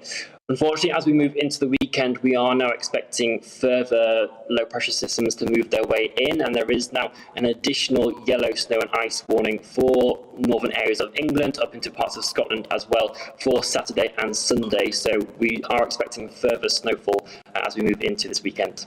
OK, Jonathan, we're just getting an interruption on the sound signal. I think we'll blame the weather for that. But thank you very much indeed for updating us there at the Met Office. Back to you, of course, as we get more updates. And, of course, we'll have our own weather forecast as well, just to keep you in the picture. Now, Gary Lineker says he stands by his criticism of the government's new migration bill, or immigration bill, does not fear suspension, he says, by the BBC. This all comes after the backlash following the presenter tweeting earlier this week when he compared the language used to launch the government policy with that used in 1930s Germany. Well, then Culture Secretary Lucy Fraser telling the Commons this morning it was important for the broadcaster to maintain impartiality, to retain the trust of the public who pay the licence fee, and reflecting that her own grandmother had actually escaped Nazi Germany in the 1930s. So she was saying that this was disappointing and inappropriate in terms of the language that he'd use. Well, joining us now, our political reporter Olivia Utley, to bring us up to date, because it seems to be a political argument about the immigration bill itself, and then this issue of free speech as well, with the BBC caught in the middle of it. Yes, and the BBC is in a very awkward position now, because essentially Gary Lineker is right to say that he doesn't fear suspension with the BBC in a way, because the editorial charter is written as such that freelance presenters such as him aren't actually required to keep the same standards of impartiality as BBC journalists. So whereas, a news reporter would, of course, be sanctioned for making Nick a comment Robinson, like that. indeed, from Radio 4 saying, I'd be on my way, I'd be out the door. Exactly. And yet these freelance presenters who work under a contract aren't subject to the same rules. But with Gary Lineker, it puts the BBC in a very awkward position, because although he is actually just a contractor, he is also, in some respects, the face of the BBC. Yeah, exactly. He's very closely associated with the BBC. So the BBC obviously now feel as though it should have been clearer in his contract that he shouldn't be able to intervene in very hot political subjects like this. So it'll be really, really interesting to see what they do. And it was said that they were going to have frank words with him. Well, he's sounding pretty defiant this morning, so either those frank words haven't yet been had or they weren't frank enough. But it does leave them in a very awkward position, because he's done this. The Mail's counted 9 9 times before where he's made similar interventions, very heavily criticising the Conservative government, and he shows no signs of stopping. Indeed, no. In fact, as you were saying, standing by that criticism, this is what he had to say to reporters a little earlier when he left home. Do you regret sending the tweet at all? No. Do you stand by what you said? Sorry? Do you stand by what you said in your tweet? Of course. Right. Thank you. So he stands by that criticism, and we've got the whole issue about, you know, should he be commenting on political issues as a sports presenter anyway? Richard Eyre, former controller of editorial policy, the Director General may have to dismiss him, which perhaps is at one sort of side of the argument. Roger Mosier, and former head of or director of sport, saying he has some sympathy with Lineker. So there are, you know, differing views of what should be done. But we then have the Culture Secretary, top of the tree, talking in the Commons, saying about these specific comments where the parallels being drawn with 1930s Nazi Germany, and her family having direct experience of that, saying inappropriate and disappointing. Yes, so this is the government's line, that it is disappointing, but ultimately it's a matter for the BBC. Both things, it's quite useful for the government, really. The government is very proud of its new immigration policy because it believes that it resonates with the public, and it's probably right to believe that, because the small boats issue is seen as the second most important issue to UK voters who voted Conservative at the last general election. Rishi Sunak also believes that it's a useful way of creating some clear blue water between himself and Keir Starmer, because Keir Starmer, notably when he laid out his 5 pillars, I can't remember exactly, they all use different words, but whatever it was. Tablets of stone, as you remember from Ed Miliband. Not tablets of stone, but 5 bullet points, essentially, on what he'd like to do for the country.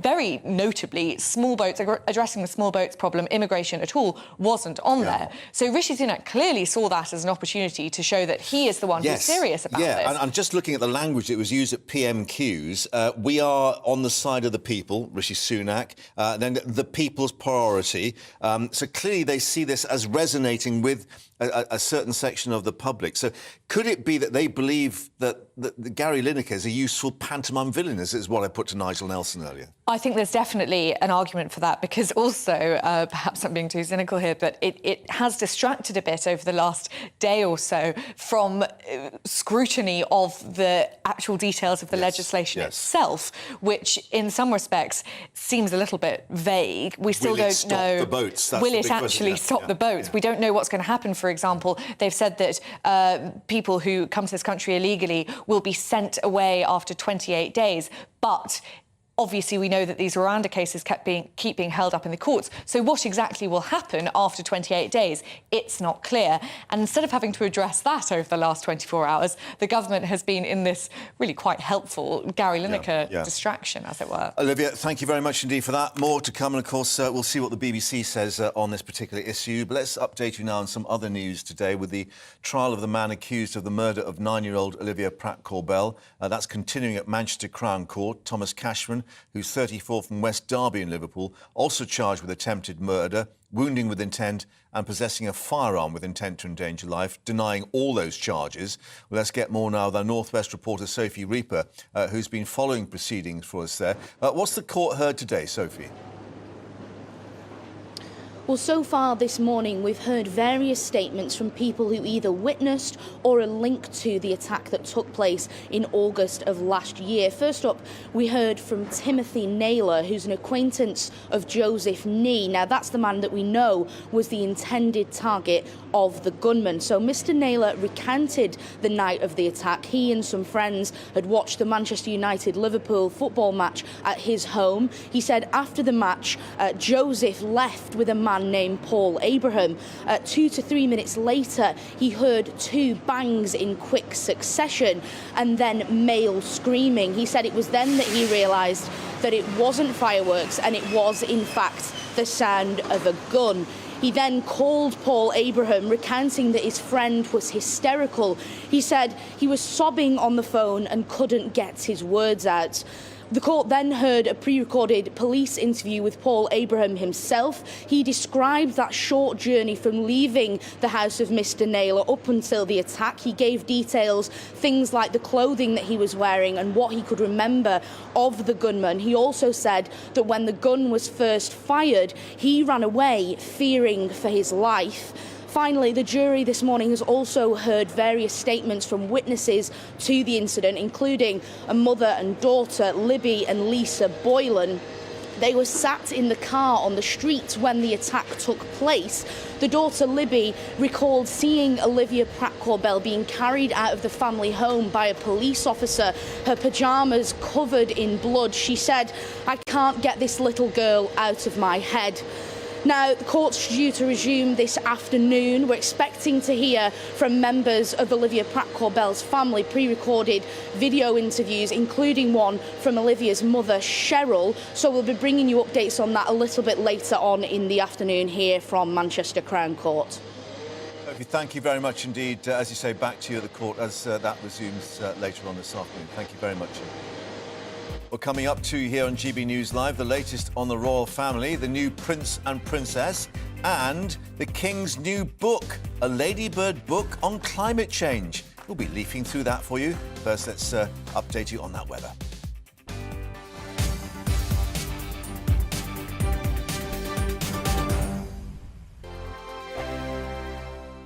You've probably seen politicians interviewed 1,000 times, but we do it differently. We find out who they really are, we don't shout, we chat, and hopefully we bring a bit of light, not just heat. Did you know Kate Moss? Apparently.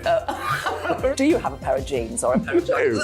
No, of course I don't. What would I do with them? My friends are like, oh my God, what's she doing now? Join me every Sunday at 6 for Gloria Meets, only on GB News, the People's Channel, Britain's news channel. I'm Jacob Rees-Mogg, the Member of Parliament for North East Somerset and a former government minister. For years, I've walked the corridors of power in both Westminster and the City of London. I campaigned in the largest democratic vote in our island story. I know this country has so much to be proud of. We need to have the arguments, the discussions on how we make it better. The wisdom of the nation is in its people. Vox Populi, Vox Dei. That's why I'm joining the People's Channel. Join me Monday to Thursday at 8 p.m. on GB News, Britain's news channel. Here on GB News Live, we'll be keeping you in the picture, finding out what's happening across the country and finding out why it matters to you. We'll have the facts fast with our team of reporters and specialist correspondents. Wherever it's happening, we'll be there from 12 noon on TV, radio and online. GB News, the People's Channel, Britain's news channel. I'm Andrew Doyle. Join me at 7 o'clock every Sunday night for Free Speech Nation, the show where I tackle the week's biggest stories in politics and current affairs with the help of my 2 comedian panellists and a variety of special guests. Free Speech Nation, Sunday nights from 7 on GB News, the People's Channel, Britain's news channel. I'm Michael Portillo. Join me on GB News on a Sunday morning for topical discussion, debate, arts and culture, and sometimes even ethical dilemmas. I don't always agree with you, Michael. Michael Portillo, Sundays on GB News, the People's Channel, Britain's news channel.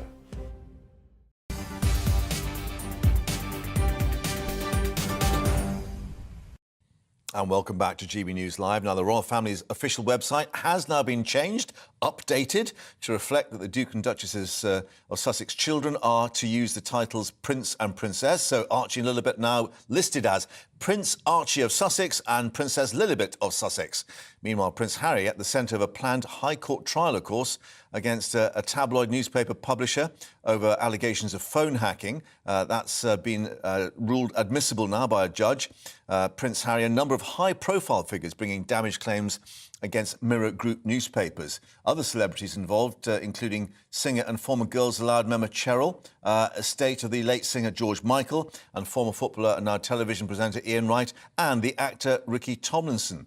Well, joining us now on the show is former BBC correspondent Michael Cole. Michael, once more, thank you for joining us. Just to reflect on the latest additions to the royal family, because it is now official, I guess, if it's on the website.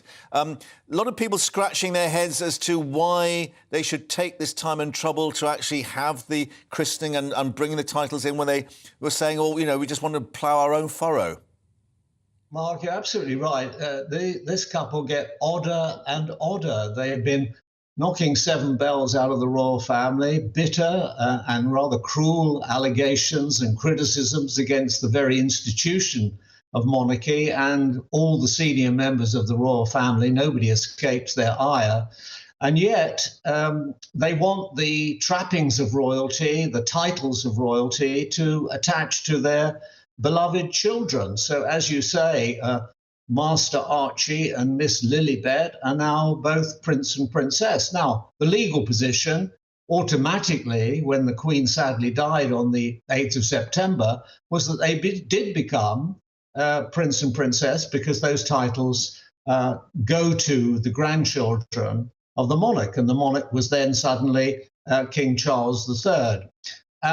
I would have expected the king to formally convey the titles, but they've preempted it with this rather, well, we don't know much about it, but this christening that took place in their mountaintop fortress at Montecito near Santa Barbara in California on Friday.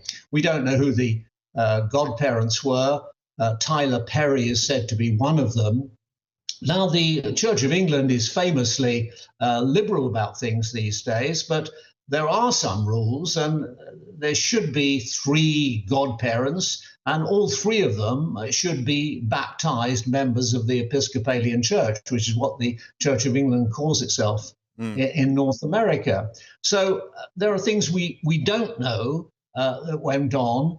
And the other thing is that one time the Church of England was very sniffy about using names which were not proper names. For instance, Shirley was not regarded as a proper name, so it was always Shirley Ann or Shirley Jane. Now, Lilibet was a diminutive. It was the name that the late Queen called herself when she was a small child, because she couldn't say Elizabeth. So it's a nickname. So we don't know whether the Bishop of Los Angeles, an Episcopalian bishop, actually christened her Lilibet. In the family, I'm told she's called Lily. So a lot unknown, but questions are still possible here. Yeah. Yeah, and of course the whole question is, you know, what happens to the font, the fact you're not in a church, you're in a private home, and so on and so forth. However, let's also reflect that we've got it seems in May, which of course is Coronation Month, we've got this trial on alleged phone hacking coming up. Prince Harry, one of the signatories, a judge has ruled that can go forward, and it's over quite a period of time, and I suspect, obviously, there'll be a lot of attention paid to what's revealed in court. Absolutely. This is 3 days this court case is due to start after the coronation. And I hope that my views, which I'm about to express, may have added value, because I was one of the people who was hacked. I was hacked by the so-called royal editor of the News of the World. And I settled that case, and I accepted the apology of the company that owned the News of the World. And we all know subsequently the News of the World was closed down and is now defunct, an institution that had been around 160 years. The media has changed a great deal since the tragic and much lamented death of Princess Diana and the appalling Millie Dowler case where her phone was hacked. They've cleaned up their act. And were I giving Prince Harry advice, I would say to him it's most unwise to go into what is going to be a very contentious case. The gloves will be off, reputations will be battered. And if he's going to give evidence, as it seems he will, he'll be the star witness, notwithstanding those other luminaries you mentioned in your very, very good introduction. He's going to be the star witness, and he's not going to escape bruise-free. Once you go into a cross-examination with a skilled QC, you don't know where the questioning is going to go. And I think that he's risking, to some extent, what remains of his reputation with the British people, who have got rather fed up with hearing the moans and the groans and the poor me repetition. Yeah, and we should point out, of course, this time around it's not News International, it's Mirror Group newspapers who have indicated they will contest the claims in court. So, as you say, it could get quite bruising. Just one more thought. Cameron was telling us that we're expecting a Ladybird book on climate change this afternoon, written by a certain Charles Windsor, now, of course, the King, who's not really allowed to sort of talk about these contentious issues. But will you be getting hold of a copy? Well, this obviously sounds like a good idea, but you know something, Mark? You prove it every day. every question at the end is a political question. And if it's not a political question, it's a theological question. It's about God. That's if you take it all the way back. Now, climate change may seem open and shut case, but it is still contentious. It is still a political issue. And I would suggest that the king, before he was king, he was asked whether he would still be continuing to ride his hobby horses and promote his causes. And he said, no, of course not. I'm not as stupid as that. Well, if he's not as stupid as that, he should actually put some space between him and anything that can be construed as being in any way political or open to debate. So next Ladybird book, How to Be the King, maybe. Michael, as ever, thanks for joining us and bringing us your view here on GB News, with all, of course, your expert experience. Let's just update you on something that we're learning on the Gary Lineker story, because the Home Secretary, Suella Braverman, has said flippant analogies linked to her asylum policy, like the one used by Gary Lineker, diminishes the unspeakable tragedy of the Holocaust. Now, she's just said this in a BBC podcast. She said, I think it is from a personal point of view to hear that characterisation offensive because, as you said, my husband is Jewish. My children are therefore directly descended from people who were murdered in the gas chambers during the Holocaust. My husband's family feels very keenly the impact of the Holocaust. To kind of throw out these kind of flippant analogies diminishes the unspeakable tragedy that millions of people went through. And I don't think anything that is happening in the UK today can come close to what happened in the Holocaust. I find it a lazy and unhelpful comparison to make. That from the Home Secretary in the past few minutes. More reaction, of course, as we get it. Let's get an update now on all the other headlines with Rhiannon.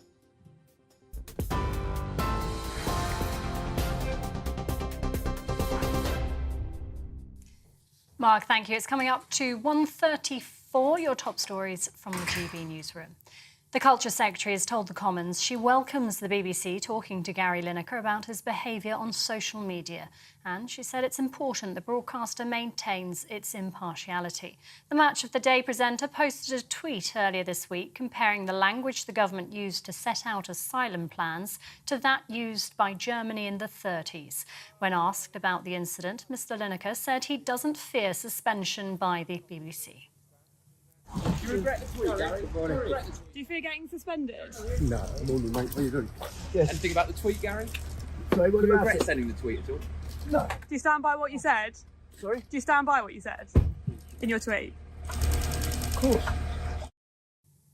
The number of people in England waiting to start routine hospital treatment has risen slightly, level with the previous record high. NHS England says around 7.2 million people were waiting to start treatment at the end of January. But the number waiting longer than 18 months in the same period has come down. The government and NHS England are aiming to eliminate waiting times of more than a year by March 2025. At least 8 people have been killed and power at Europe's largest nuclear plant has been lost after a wave of Russian missiles were fired at Ukraine this morning. The Zaporizhia plant's now down to emergency diesel generators to keep cooling reactor fuel and prevent a potentially catastrophic meltdown. Ukraine's military says Russia fired 81 missiles, including 6 hypersonic missiles on cities across the country. And a runway at East Midlands Airport remains closed after heavy snowfall as blizzards continue to spread across the UK. The Met Office has issued 3 warnings for snow and ice for North East England, North Wales and Northern Ireland. Overnight, temperatures dropped to minus 16 degrees in the Highlands, making it the coldest temperature in March in more than a decade. TV, online and DAB Plus radio, this is GB News. Don't go anywhere. Mark will be back very shortly.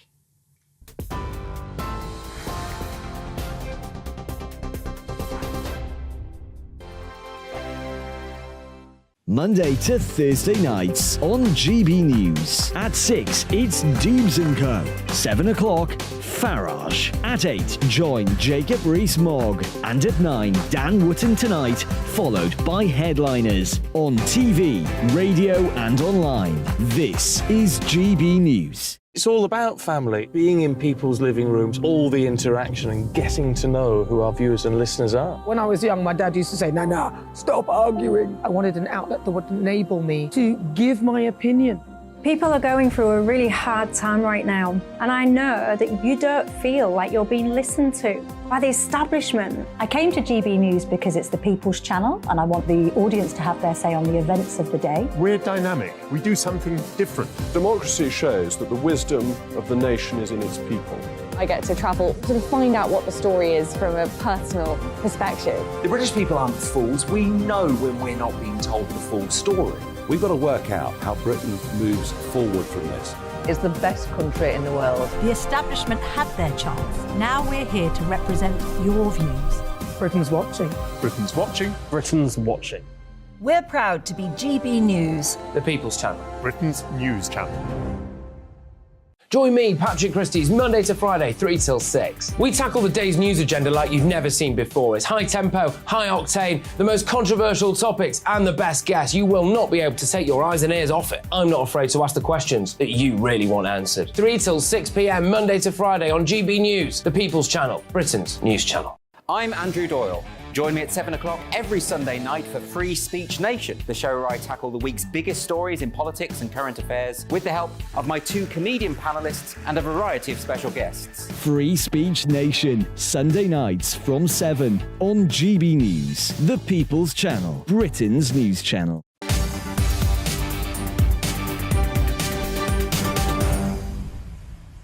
And welcome back to GB News Live. Now, more than 80 Russian missiles fired on cities across Ukraine last night, the biggest attack for many weeks. They've killed at least 9 people, and then power lost once more at Europe's largest nuclear power plant in Zaporizhzhia, although we understand the power is back, and clearly the issue is that they have to cool the reactor there and keep it safe. Moscow claiming the missiles in response to an alleged terrorist attack on Russia's Bryansk region on the border of Ukraine, but that's not been confirmed independently. But let's get the latest now from Kyiv with Kira Rudik, who's a Ukrainian Member of Parliament and keeps us updated here, of course, on GB News. Kira, thanks for your time once more. What's the latest picture you're getting in terms of how badly the power network's been hit? Hello, Mark. Thank you so much for having me. Networks were indeed hit very badly. Today, half of the households in Kyiv were without the electricity and without the heat. Right now, both are being restored gradually. There is a huge difference between the previous missile attacks and this one. This one happened at night. So since I think like 11 p.m. till early morning, we were under the air raid siren. So you basically don't get your family go to sleep. You go to the bomb shelter or you hide under the stairs, and it is another form of terror. Strategically, it does not have any impact because the winter is almost over, and it's just a barbaric terrorist attack from Russia's side.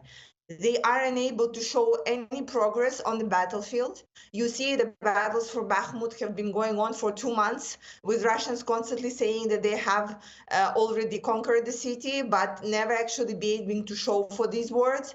And so right now they're trying to give anything to their propaganda to show that they still have powers. And this is what they're doing, terrorizing Ukraine the way that they can. What is critical right now is that a year into the full-scale invasion, we are still unable to fully protect ourselves of these terrorist attacks. And this is why we need the fighter jets. This is why we need the defense. And given that, I understand that the Russian Defense Ministry has confirmed that he used these hypersonic missiles. I think they're called Kinzhal missiles at 5 times the speed of sound, and clearly you haven't got defence systems to cope with that sort of very sophisticated weaponry. Absolutely. I think even if we had all the systems that we have been asking for, it would still be not 100% chance to intercept and destroy the Kinjal systems. However, again, we are not covered even for the more common missile types. And this is why we need an additional layer of protection. Now, just update us on what you understand is happening at Zaporizhzhia. I think the power is back on, as we understand it, and obviously you've got lots of diesel generators there. But, I mean, the UN now, Rafael Grossi at the UN, saying this cannot go on. One day our luck will run out, I think is what he's been saying. Oh, he is absolutely right. I'm being very skeptical about UN and the ability to get the result, but this statement is absolutely right. It's a playing with the fire. No person in their clean and sane mind would ever do any kind of shooting near the nuclear plant. We all understand that, right? And Putin continues doing that. And one day we will run out of luck because of kind of accident, because of energy grid disruption. We are right now, every single day, just one step away from a huge nuclear tragedy. I want to remind everybody that that this nuclear plant is the largest one in the whole Europe. So the consequences will impact every single person. Radiation does not take a look like which passport you are holding. We know it very well after Chernobyl. Indeed. And, of course, if the wind blows in the wrong direction, it heads back to Russia. It would. But look at it. Putin is able to sacrifice sometimes 1,000 people a day in Bakhmut. Do you think he will care about victims in his own countries? I don't think so. This is not what we can count on. I was going to ask you then, finally, what is the update from Bakhmut? Are you still holding on to that city, or what's left of the city, I guess we should say? The city is in rubble, we all know that. But it is also strategically important for us because all the forces from Russia that are fighting there are not fighting elsewhere in the front. However, it is incredibly hard, and our forces are holding the fort, but they are doing it at an enormous price. Kira, thank you very much indeed for updating us once more here on GB News and giving us the picture there in Kyiv. And, of course, we'll keep in touch with you. Thank you very much indeed. Kira Rudik, Ukrainian Member of Parliament there. Well, now let's speak to the experts on what Defence Secretary Ben Wallace has been saying, reviewing the decision to cut the size of the British Army down to 73,000 troops in 2021. Plans to reduce numbers, meaning it will be the smallest since the Napoleonic era. Hollowing out, I think, was a phrase that was used. The number of full-time troops falling by around 10,000. Well, joining us now on the programme, Simon Diggins, former defence attaché. Simon, we'll address those figures in a moment, but just to get your reaction first to what we're learning from what the Russian Defence Ministry is saying about these hypersonic missiles that they fired on Ukraine in this latest salvo. I think I'm probably right in saying we've got nothing in our arsenal to try and counter those. Nothing directly. I mean, even President Biden, with all the resources of the United States at their disposal, have said they can't necessarily counter them directly. So what you need to find is another way of dealing with them. And the Ukrainian MP was quite right in terms of what the Ukrainians need in terms of additional resources. So you try and find another counter to those particular missiles, and that's what you try and do. But actually directly dealing with the missiles is very hard. To these numbers and the whole issue of defence spending, of course, the budget, the spring budget, is only or less than a week away now. And we're being told it's not just numbers of troops, it's basic things like now the stockpile of ammunition we've got, which is clearly being depleted because it's being sent to Ukraine. No, that's also absolutely critical. I mean, the ammunition expenditure rates that we're discovering in Ukraine are significantly higher than what would be dealt with before. It is maybe worthy of note that the figures that seem extraordinary, but the Americans have decided to up they're increasing the rate of production of, for example, artillery ammunition by over 500%. I mean, these are sort of staggering figures that they are trying to use. But it gives you some idea, even with the United States, who have not hollowed out their military, how much they're behind. We have. I have a lot of sympathy for Ben Wallace. He's talking about losses of organisational strength going back over 10 or 15 years. We really have to break that lock. You know, we need to understand that it's not a matter of what we can afford, it's what we need. And that's what's missing at the moment. Is it also perhaps because we took our eye off the ball, and I remember we were talking about mobile ability on troop-carrying ships and sort of marines and so on, but we're now back to having to reassess about land war in Europe, so therefore we need perhaps more boots on the ground rather than assault ships going around the world? That is also absolutely correct. I mean, I think we have been seduced by the promise of high technology. And it's not that we don't need high technology, we absolutely do. But there's an old saying that quantity has a quality of its own. And you do need people to be able to deploy onto the ground, to hold ground, to work with people. What we also need to reinstate is a proper manoeuvre force of armoured infantry, armoured weapons, everything that goes with that. And again, we were prepared to accept massive risks on those. We've just been through a process whereby we're looking to reinforce the Ukrainians by some hundreds of tanks. And yet at the same time, in the most latest defence review we had, we were looking to cut the size of our armoured forces again. There's no logic to where we now were and where that review took its place. It needs a fundamental review, and we need to get back to a place where if we say we have an armoured division that we can deploy, it actually is an armoured division, not just bits off it. And that will be expensive and it will take time. But actually it's necessity. It's not just desirable, and we really need to bite that bullet. Last thought, Ben Wallace, very highly regarded in government, of course. Do you think he's going to be able to win this particular battle with the Treasury?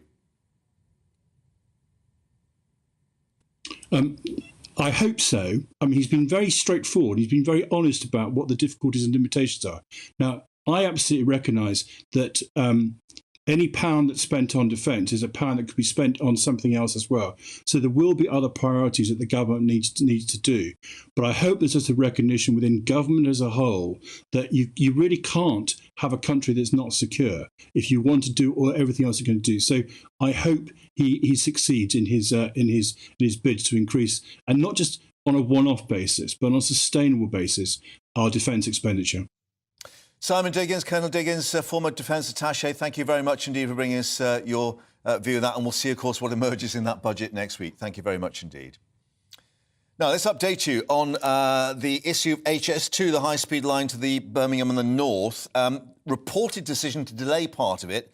The leader of Birmingham City Council, Ian Ward's reacted to this, saying that the decision to delay, or the reported decision, representing another betrayal of the Midlands and the North, he says, making a mockery of the government's empty promises to level up the UK economy. We should reflect, of course, he is a Labour councillor and the Labour mayor, or the Labour leader, rather, saying in the video message on Twitter, HS2 with the potential to deliver economic growth across the country, but being undermined by the government at every turn. We will only see the true full benefits when Birmingham and the Midlands at the very heart of a national network. More reaction to that, of course, and details as to whether it will be delayed and by how long. Now, a battle rumbling on in Cleckheaton in West Yorkshire between the local community and the council over plans to build an Amazon warehouse right next to residential properties. Well, the campaign has been running since June 2021 and it's raised some £17,000 in crowdfunding in the fight to oppose the planned site. Local people saying it will generate added pollution and traffic to the area. Anna Riley's gone to find out more for us. These Cleckheaton residents formed the Save Our Spend campaign group 21 months ago. Ever since, they've battled Kirklees Council against granting a 24-hour operational Amazon warehouse to be built right next to their homes. This is the site now. It's land next to the busy M62 motorway and is used for growing crops. But if the proposal goes ahead, it will transform into a building more than 25 metres high, with lorries attending day and night, but with no buffer zone to nearby properties. Residents are determined not to let this happen due to the increase in light, noise, air and traffic pollution they say it will bring. I'm afraid to say that it's proposed a building that's going to be 300 metres in that direction, so a third of a kilometre, and 200 metres in that direction, with a 24-hour operation, the ability to have 85 HGVs loading and unloading continually, and 191 parking bays. Basically a building for Amazon. And right next to a residential area, this is the boundary of my house, and I will be living straight across from this. The group are not opposed to the land being used to provide employment, but want the size of the Amazon warehouse to be scaled back. Anyone wanting to, who's built a house, have a family here, is not going to be too happy with having something of this nature next to their property. There's no two ways about it. I'm a little bit more pragmatic about it. I am happy to have some form of development here, but let's not, let's balance it. Let's try and make it fair to the residents and fair to the, the employment side. We do need jobs, there's no two ways about it. But what we don't need is something that is so vastly outside what was originally intended that would actually, upset people that are nearby. There's also concerns about the lasting legacy the development will have on the area. The impact on the area will be felt for miles around and for a long time to come. And I think that is probably the major concern for us. We're probably being labelled as NIMBYs, and we're saying we're absolutely not NIMBYs. We're saying we're not against development, but this development belongs on a trading estate, on an industrial estate, certainly not in a residential setting. In response to the campaign, the council said the planning application has been subject to rigorous public consultation and will be presented to the planning committee for a decision. Issues raised by the public will be reported to the committee and they will listen to all the evidence presented to them before reaching the decision. Amazon declined to comment and a decision is set to be made by the council this month. Anna Riley, GB News, Scholes. Of course, we'll update you on that decision as and when it's made. Now, a lack of childcare availability across England and soaring costs freezing parents out of work. That's according to a charity which has warned, according to the Coram Family and Childcare Annual Survey, that the average price of part-time childcare, just 25 hours a week for a child aged under 2, is around £150 across Britain. Well, the charity says that such high costs are leaving disadvantaged children at risk of missing out. Well, earlier, the Shadow Education Secretary Bridget Phillipson said that Labour would move away from the broken current system of free childcare hours, which isn't working.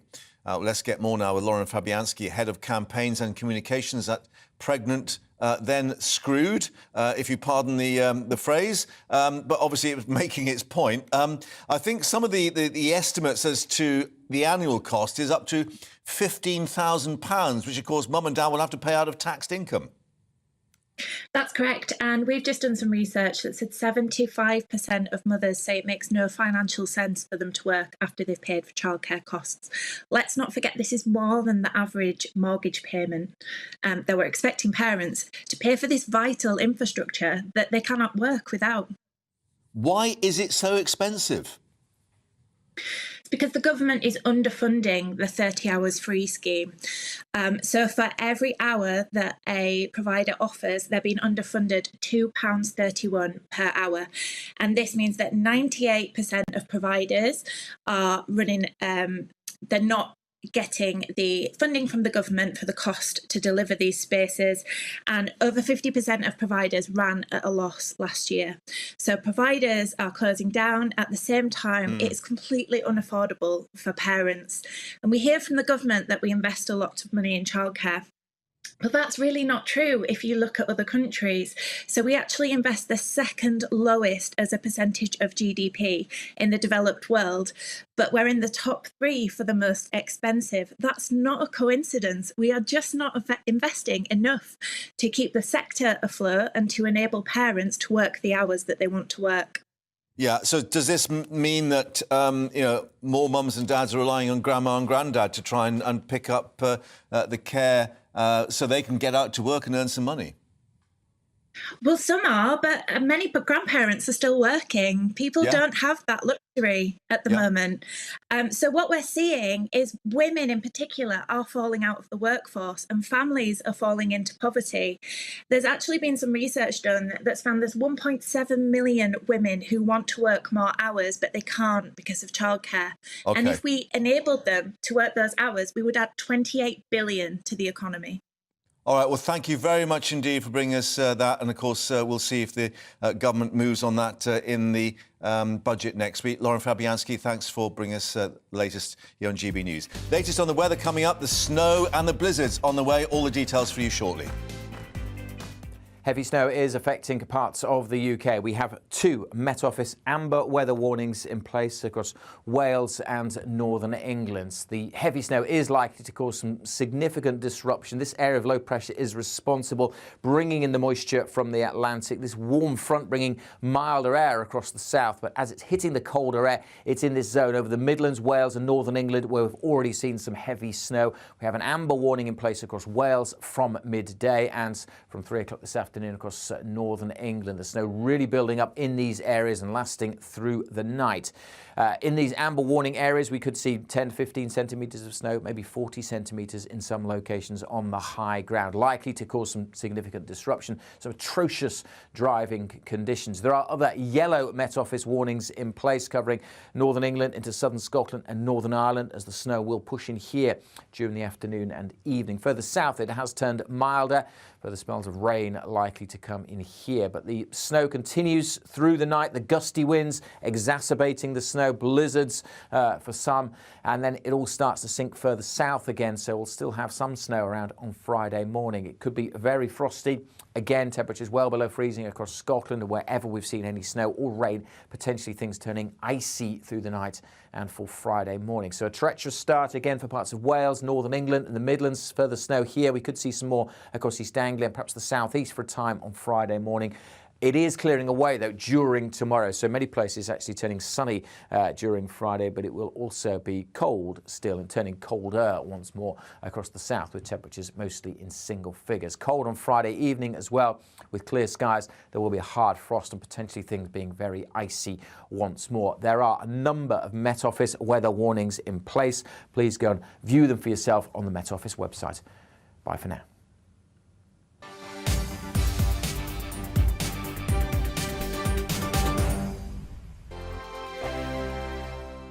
I joined GB News because I was sick and tired of not hearing my views being represented, not just mine, but so many people that I knew and spoke to. I just couldn't get my voice out there. I couldn't say anything. I couldn't do anything. Whatever the narrative was, I kind of had to follow it. GB News is there to provide a voice for those who have been ignored by the establishment media. We think different things. We've got a different style. GB News is here to be optimistic and positive about the future. It's real kind of dynamic and flowing, with the audience very much at the heart of it, like a big family. Here at GB News, we talk about the things that matter to you. Hearing the voices from right across our towns and cities, especially our towns. All sides of the argument represented with a heavy dose of opinion. We're on a mission here to make a difference. And the GB News family really is here for you, and whatever time of day you can watch or listen. Britain's watching. Britain's watching. We're proud to be GB News, The People's Channel. Britain's news channel. Hello, I'm Michelle Dewberry, and you can join me every weekday 6 till 7 on Jubes and Kerr. You're an inspiration to us all. Clip that bit off. Well, you are. That's my ringtone. My political ambitions those days are gone, I can tell you. She's only teasing. Go on. He's probably going to want to lay down now. I'll give him 2 minutes to have one. Let's respectfully disagree. That's what we like on Jubes and Kerr. Come and join us. GB News, The People's Channel. Michelle Dewberry, weekday evenings at 6 o'clock. Westminster is going around in ever-decreasing circles, followed by the media. Britain is broken. How on earth did we get into this mess? But more importantly, how do we get out of it? Join me at 7 p.m, Mondays to Thursdays on Farage, here on GB News. We will have open, rational debate. We've got to work out how Britain moves forward from this. Join us here on GB News, the People's Channel. Britain is watching.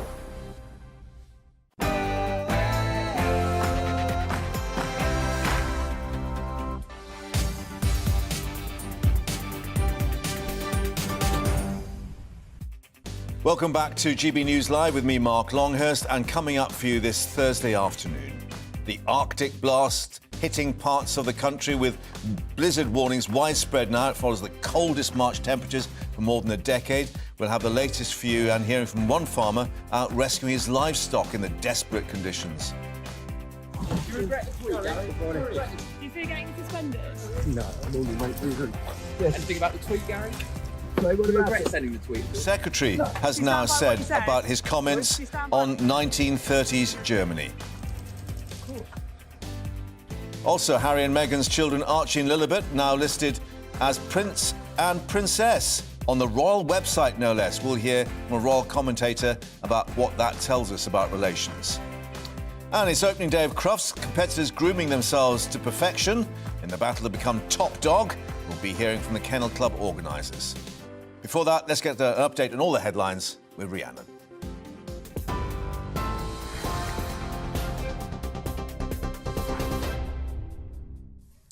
Mark, thank you. Good afternoon. It's 2:01, your top stories from the GB newsroom. Match of the Day presenter Gary Lineker says he stands by his criticism of the government's asylum policy. He posted a tweet earlier this week comparing the language the government used to set out asylum plans to that used by Germany in the 30s. The Culture Secretary's told the Commons it's important the BBC maintain impartiality if it's to retain the trust of licence fee payers. Lucy Fraser says she welcomes the broadcaster holding talks with the presenter about the incident. As somebody whose grandmother escaped Nazi Germany in the 1930s, I think it's really disappointing and inappropriate to compare government policy on immigration to events in Germany in the 1930s. It's important for the BBC to maintain impartiality if it is to retain the trust of the public who pay the licence fee. Mr. Lineker spoke to reporters outside his home this morning and said he doesn't fear suspension by the BBC. Do you regret the tweet, Gary? Do you fear getting suspended? No, morning, mate. How are you doing? Yes. Anything about the tweet, Gary? Sorry, what Do you about regret it? sending the tweet at all? No. Do you stand by what you said? Sorry? Do you stand by what you said in your tweet? Of course. The number of people in England waiting to start routine hospital treatment has risen slightly, level with the previous record high. NHS England says around 7.2 million people were waiting to start treatment at the end of January. But the number waiting longer than 18 months in the same period has come down. A survey released today by the Royal College of Nurses shows a significant decline in the quality of patient care, as well as the well-being of nurses and midwives across England. Amber weather warnings for snow and ice are in place for parts of the UK, meaning there's a potential risk to life. Blizzard conditions continue to spread across the UK, with the Met Office warning power cuts are likely, as well as travel delays and cancellations. The coldest temperature in March in more than a decade was recorded in the Highlands overnight, dropping to as low as minus 16 degrees. The Zaporizhzhia nuclear power plant, the largest in Europe, has been reconnected to Ukraine's energy grid after power was lost during Russian missile strikes.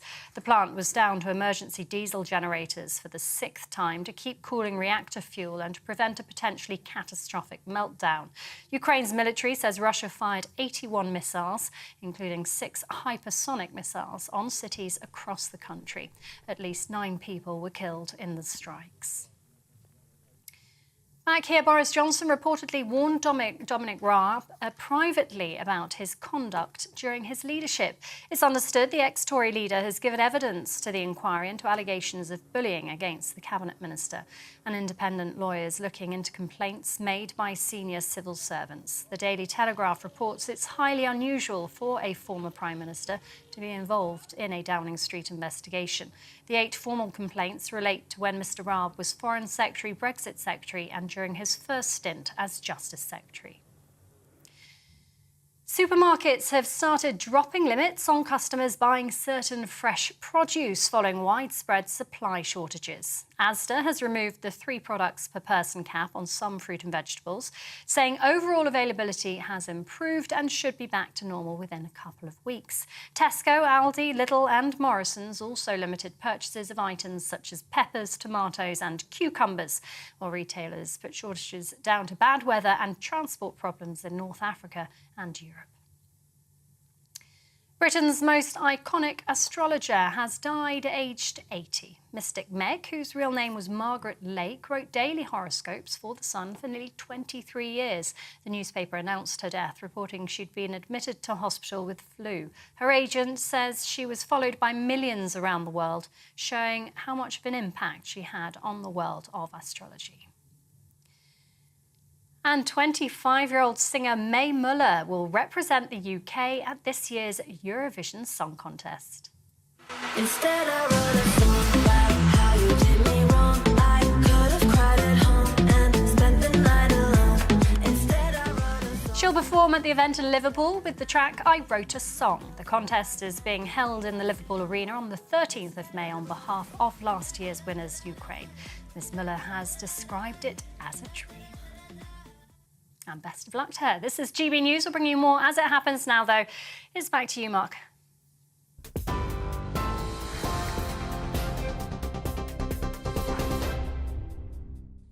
Rhiannon, thanks. That song's getting really irritating, isn't it? Anyway, let's update you on the weather because we got this warning from the Met Office of up to 15 inches of snow and indeed, just to be serious about it, a risk to life warning because of the blizzard conditions, the wind picking up as well, expected to lead to drifting, exacerbating the dangers.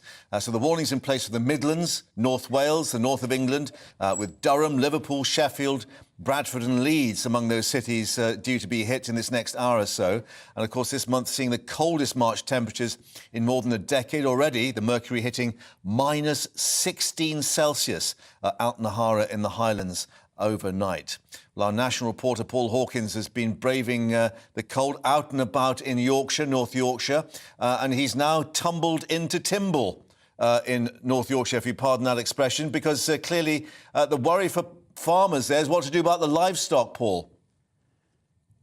Well, absolutely. We are in Timble. We're on a farm at the moment. We were wondering, how's this going to affect the farming community? So we headed into the North Yorkshire Dales and we're in the village of Timble with farmer Derek.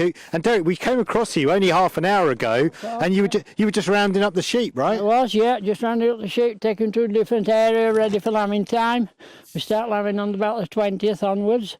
We hope this beautiful snow what's come now soon pops away and gets some nice warm weather for lambing time. So why are you moving them somewhere because of this weather? No, we're just moving them nearer the house so we can look after them through lambing time. Right. That's okay. And what are you feeding them in there? Let's have a look at what's in there. Let's have a look. Let's have a look at some of this stuff. Can I get stuck in there as well? Yeah, Is that okay? Yeah, what's this stuff? It's sheep cake. It's lovely cake. Right, just cake. Right, just put it down and eat it. Oh, look at that. There you go. What's that? Do you know all their names? No, I don't know all the names. Do they have names? No. Right, okay. No, they're just all numbered and that. No, they don't have names. Right. I can't think so many names.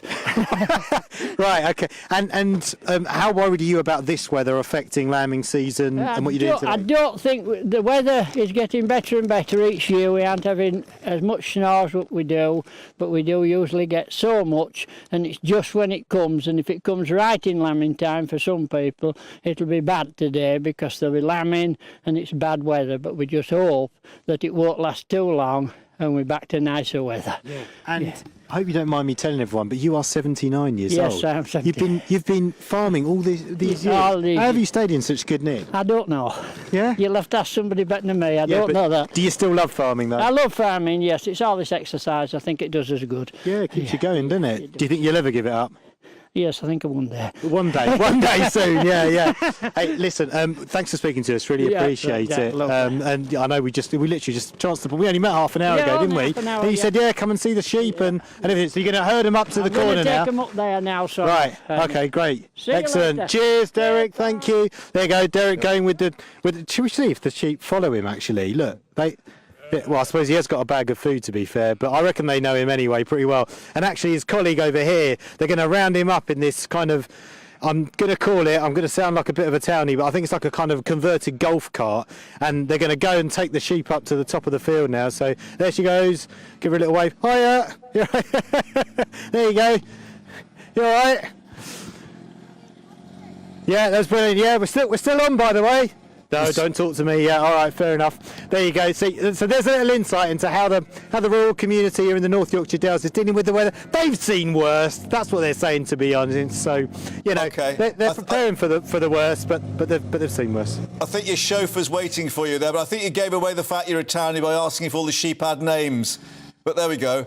No, you've missed your ride. Anyway, thank you for updating us in Timble. Very serious point, of course, lambing season, so they've got to take care of them.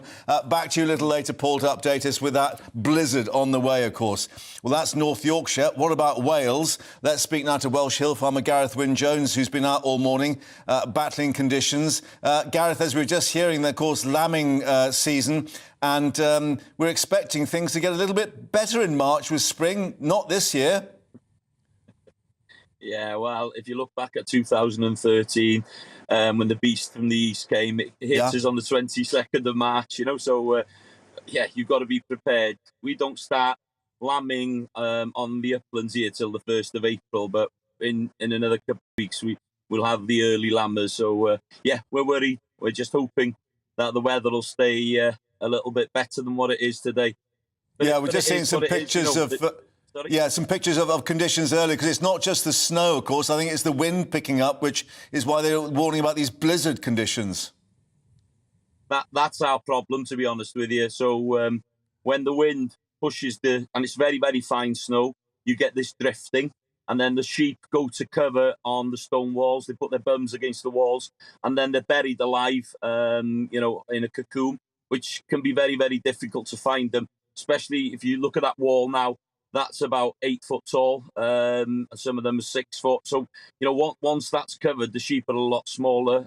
So they're really under there, and it's difficult to find them then. Right, so you've really got to be out and about having a look at the various conditions as they change. And what do you do? Literally pull them out of the snow to get them on their way?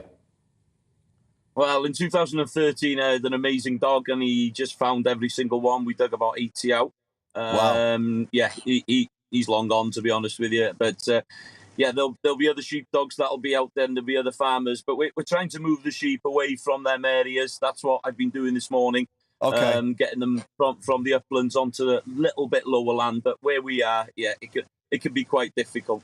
Indeed. Well, look, Gareth, thank you for taking the time to speak to us and update us. We'll let you get back to work, and hope you can keep the flock and the sheep safe there. Thanks very much indeed. Diolch yn fawr.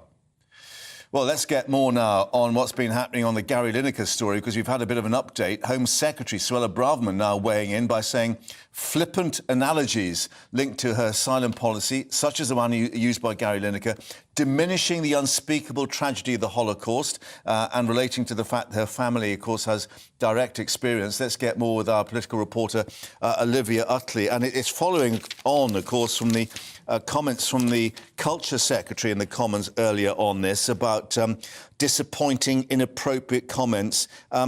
Clearly, it's very upsetting for some people to draw this analogy with 1930s Germany. It definitely is. And the fact that 2 government ministers have now weighed in at a Secretary of State level and criticised Gary Lineker is interesting. But of course, both of them have made clear that the decision about what to do with Gary Lineker ultimately lies with the BBC. And actually, the BBC in the last couple of hours, The Sun is reporting that the BBC is saying that it won't sanction Gary Lineker and that it feels the matter is now closed.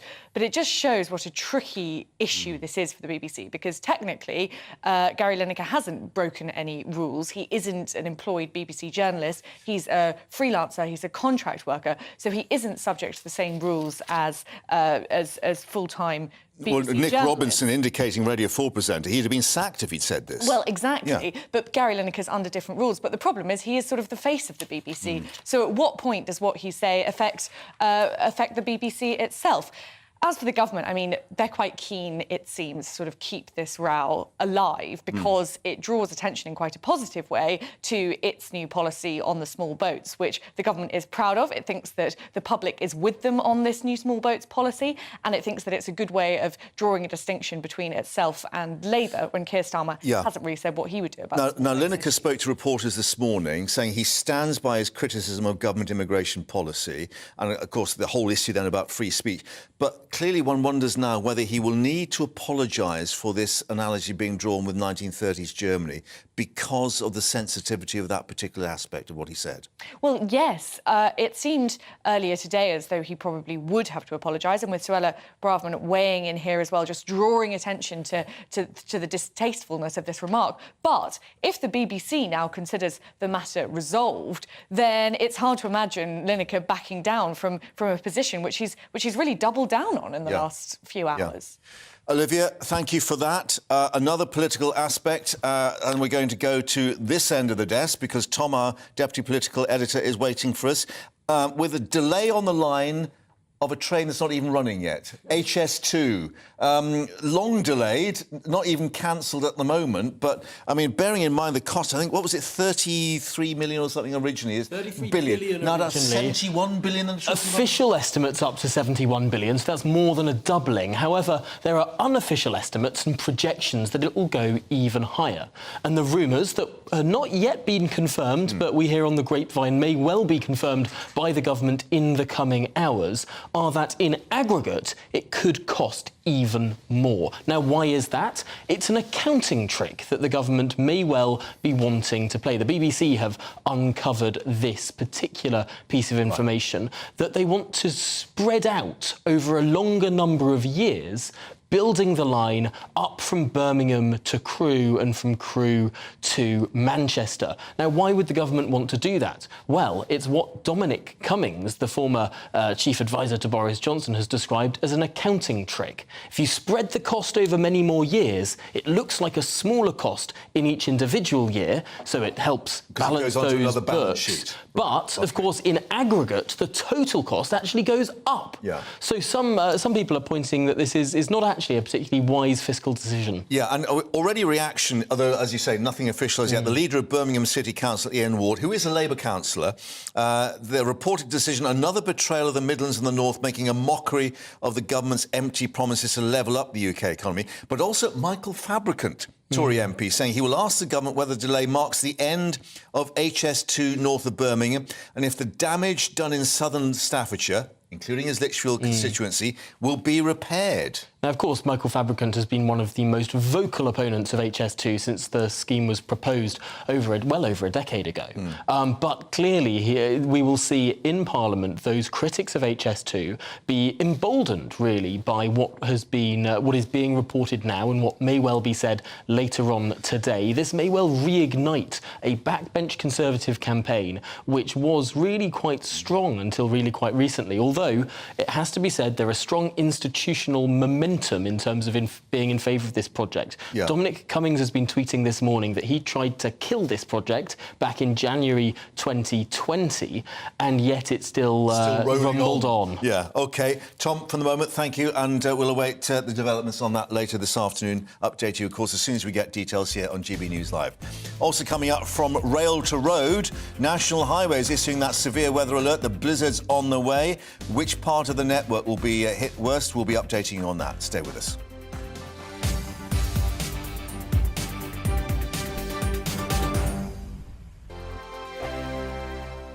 First and foremost, I am a GB News fan, and I was before I was working here. Just love the fact that we're asking the questions that a lot of establishment media won't ask. With a bit of a twist, we not only want to inform you, but we want to keep you entertained. It's worth the drive because you get in and the team's all ready and waiting, they're itching to go, and it's a proper little family. GB News is the people's channel. It's the audience that makes the programme sing. We're giving our viewers and our listeners a voice. I see the thousands of your letters, tweets, emails, you name it, coming in. Britain is broken. How on earth did we get into this mess? But more importantly, how do we get out of it? The establishment had their chance. Now we're here to represent you. It's time for something different. It's time for GB News. I'm very patriotic. I believe in Britain. Our best days lie ahead. Britain's watching. Britain's watching. Join us here on GB News. The People's Channel. Britain's news channel. Monday to Thursday, 9 p.m. till 11 p.m. Join me, Dan Wootton. I'll bring you the sharpest takes and hottest debates. Do you not believe in prison? I don't believe in prison. I'm completely stunned. I guarantee you there'll be no spin, no bias, no censorship. I actually was personally quite offended by it. And no reason to go to bed. So I guess they've always been quite woke. That's Dan Wootton tonight on TV, radio and online. Monday to Thursday from 9 p.m. till 11 p.m. on GB News. The People's Channel, Britain's news channel. I'm Simon Evans. Join me on GB News for Headliners at 11 p.m. What's the scoop? I'll be joined by two of the country's top comedians. That's right. As we take a look at tomorrow's newspapers tonight. We're going to get into trouble. If it's a big story, we'll be covering it. Spill some tea on him. There we go. But we'll also have some fun. I wouldn't stick up a bank. My father didn't love me. So anyway, Headliners every night from 11 on GB News, the People's Channel, Britain's news channel.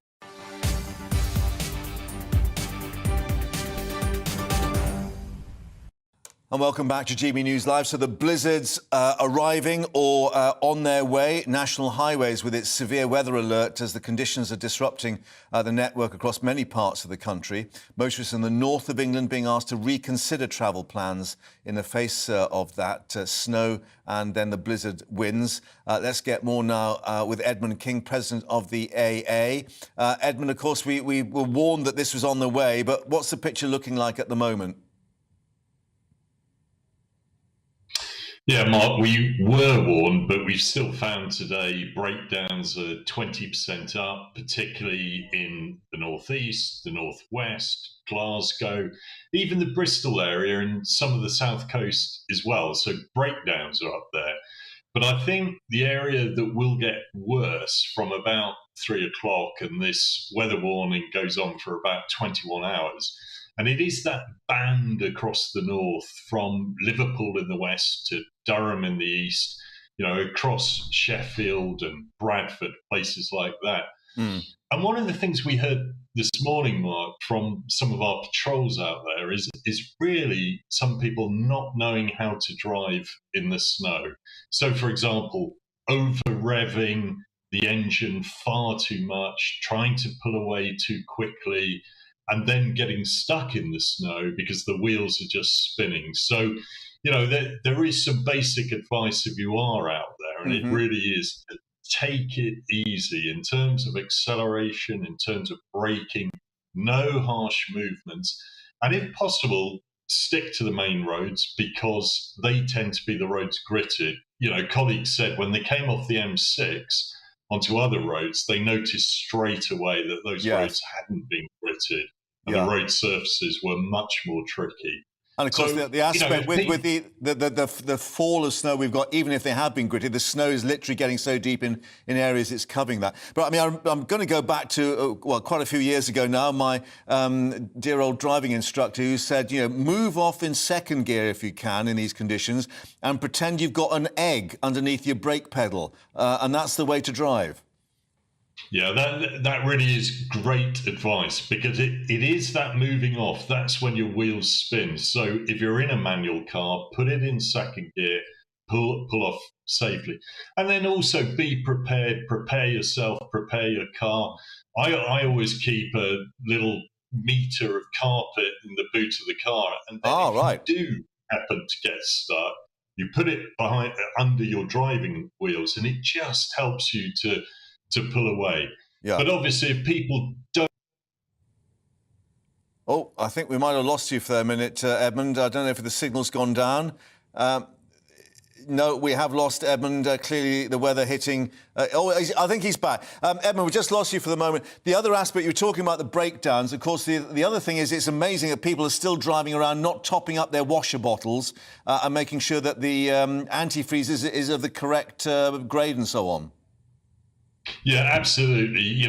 Check your tyres, check your fluids before you go out, and even windscreen wiper fluid. Yeah. You get lots of grit, dirt on the roads, and that can stop you seeing. So, yeah, be prepared. Heavy coat, decent shoes, water, food in the car. But if you don't have to travel in those areas, maybe delay some of those journeys till later tomorrow. OK. And have you got extra patrols out to deal with it?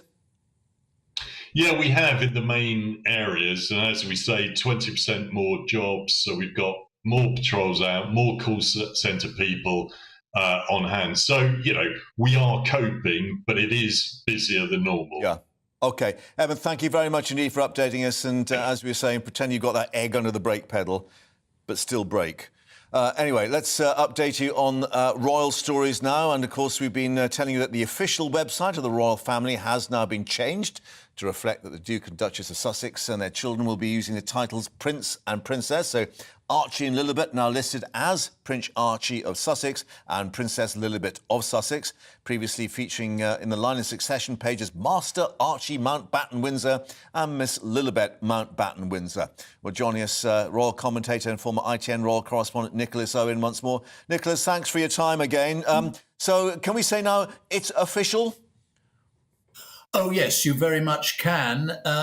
It took a bit of time, though, just to sort of go back. And we remember talking about this yesterday. There was the christening took place, Lilibet, and it took a bit of a while before Buckingham Palace responded by saying, oh, yes, that's right. They are now officially Prince Archie, as you said, Prince Archie of Sussex and Princess Lilibet.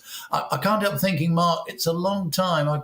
Well, we certainly never... Yes, there they are, and also got them in line of the throne. That's important too, of course. Yeah. 6th and 7th. After their father, Harry, he's 5th in line for the throne. You know, can I have a mischievous thought? I'm sure it won't happen because there's a lot of people in front of them, and one prays that everybody lives to a great old age. But if things went sort of awry in the royal family, you'd end up with a King Archie. That would be a bit. That's a yes. One doesn't. One shouldn't really think about things like that. But they are rather extraordinary titles, aren't they? But it is an important thing. These rules were set way back in 1917. Most odd thing.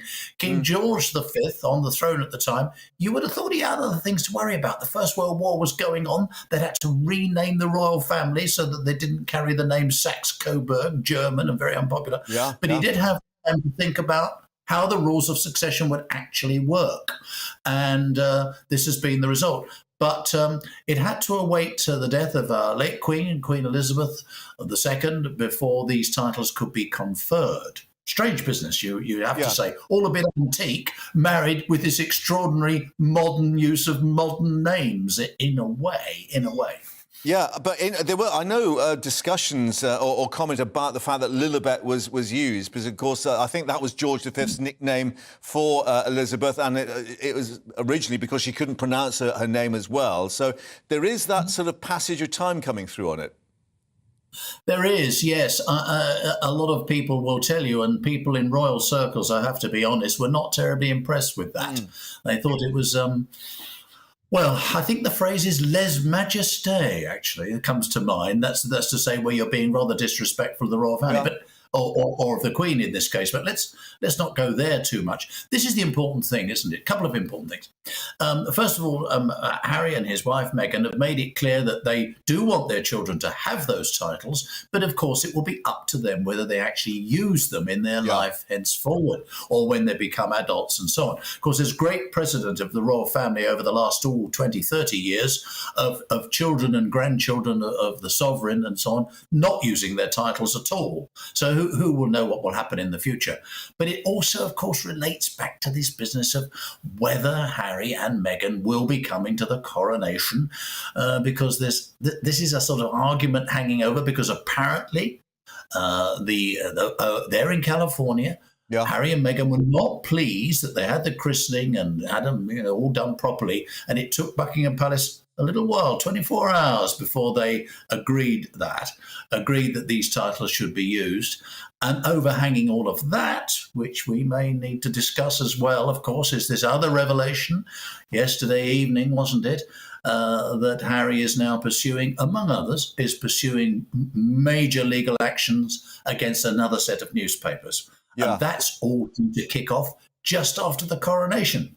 I was going to say... Couldn't make it up, Mark. Couldn't make it up. May's going to be a busy diary for everyone each side of the Atlantic, but we'll see what emerges on that.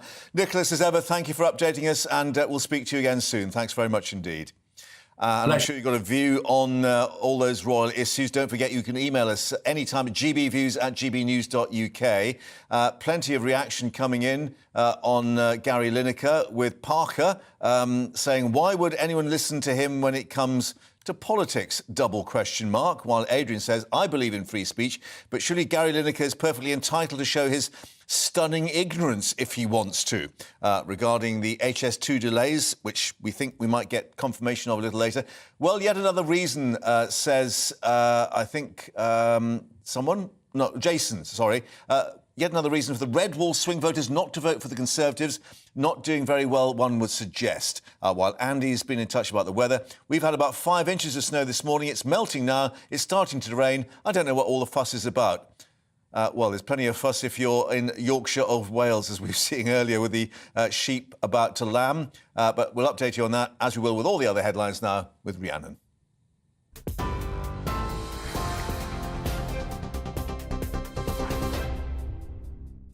Mark, thank you. Good afternoon. It's 2:31. Your top stories from the GB newsroom. The Culture Secretary has told the Commons she welcomes the BBC talking to Gary Lineker about his behaviour on social media, saying it's important the broadcaster maintains its impartiality. The Match of the Day presenter posted a tweet earlier this week comparing the language the government used to set out asylum plans to that used by Germany in the 30s. Match of the Day presenter Gary Lineker says he stands by his criticism of the government's asylum policy. The number of people in England waiting to start routine hospital treatment has risen slightly, level with the previous record high. NHS England says around 7.2 million people were waiting to start treatment at the end of January. But the number waiting longer than 18 months in the same period has come down. The government and NHS England are aiming to eliminate waiting times of more than a year by March 2025. Amber weather warnings for snow and ice are in place for parts of the UK, meaning there's a potential risk to life. Blizzard conditions continue to spread across the UK, with the Met Office warning power cuts are likely, as well as travel delays and cancellations. The coldest temperature in March in more than a decade was recorded in the Highlands overnight, dropping to a low of -16 degrees. And the Zaporizhzhia nuclear power plant, the largest in Europe, has been reconnected to Ukraine's energy grid after power was lost during Russian missile strikes. The plant was down to emergency diesel generators for the 6th time to keep cooling reactor fuel and prevent a potential catastrophic meltdown. Ukraine's military says Russia fired 81 missiles, including 6 hypersonic missiles, on cities across the country, killing at least 9 people. TV online and DAB Plus radio, this is GB News. Don't go anywhere, Mark will be back in just a moment.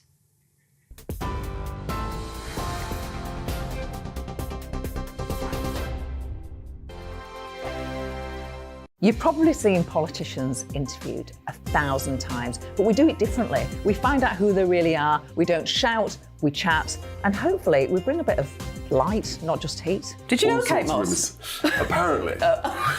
Do you have a pair of jeans or a pair of jeans? No, of course I don't. What would I do with them? My friends are like, oh my God, what's she doing now? Join me every Sunday at 6 for Gloria Meets, only on GB News, the People's Channel, Britain's news channel. I'm Jacob Rees-Mogg, the Member of Parliament for North East Somerset and a former government minister. For years, I've walked the corridors of power in both Westminster and the City of London. I campaigned in the largest democratic vote in our island story. I know this country has so much to be proud of. We need to have the arguments, the discussions on how we make it better. The wisdom of the nation is in its people. Vox Populi, Vox Dei. That's why I'm joining the People's Channel. Join me Monday to Thursday at 8 p.m. on GB News, Britain's news channel. Here on GB News Live, we'll be keeping you in the picture, finding out what's happening across the country and finding out why it matters to you. We'll have the facts fast with our team of reporters and specialist correspondents. Wherever it's happening, we'll be there from 12 noon on TV, radio and online. GB News, the People's Channel, Britain's news channel. I'm Andrew Doyle. Join me at 7 o'clock every Sunday night for Free Speech Nation, the show where I tackle the week's biggest stories in politics and current affairs with the help of my 2 comedian panellists and a variety of special guests. Free Speech Nation, Sunday nights from 7 on GB News, the People's Channel, Britain's news channel. I'm Michael Portillo. Join me on GB News on a Sunday morning for topical discussion, debate, arts and culture, and sometimes even ethical dilemmas. I don't always agree with you, Michael. Michael Portillo, Sundays on GB News, the People's Channel, Britain's news channel.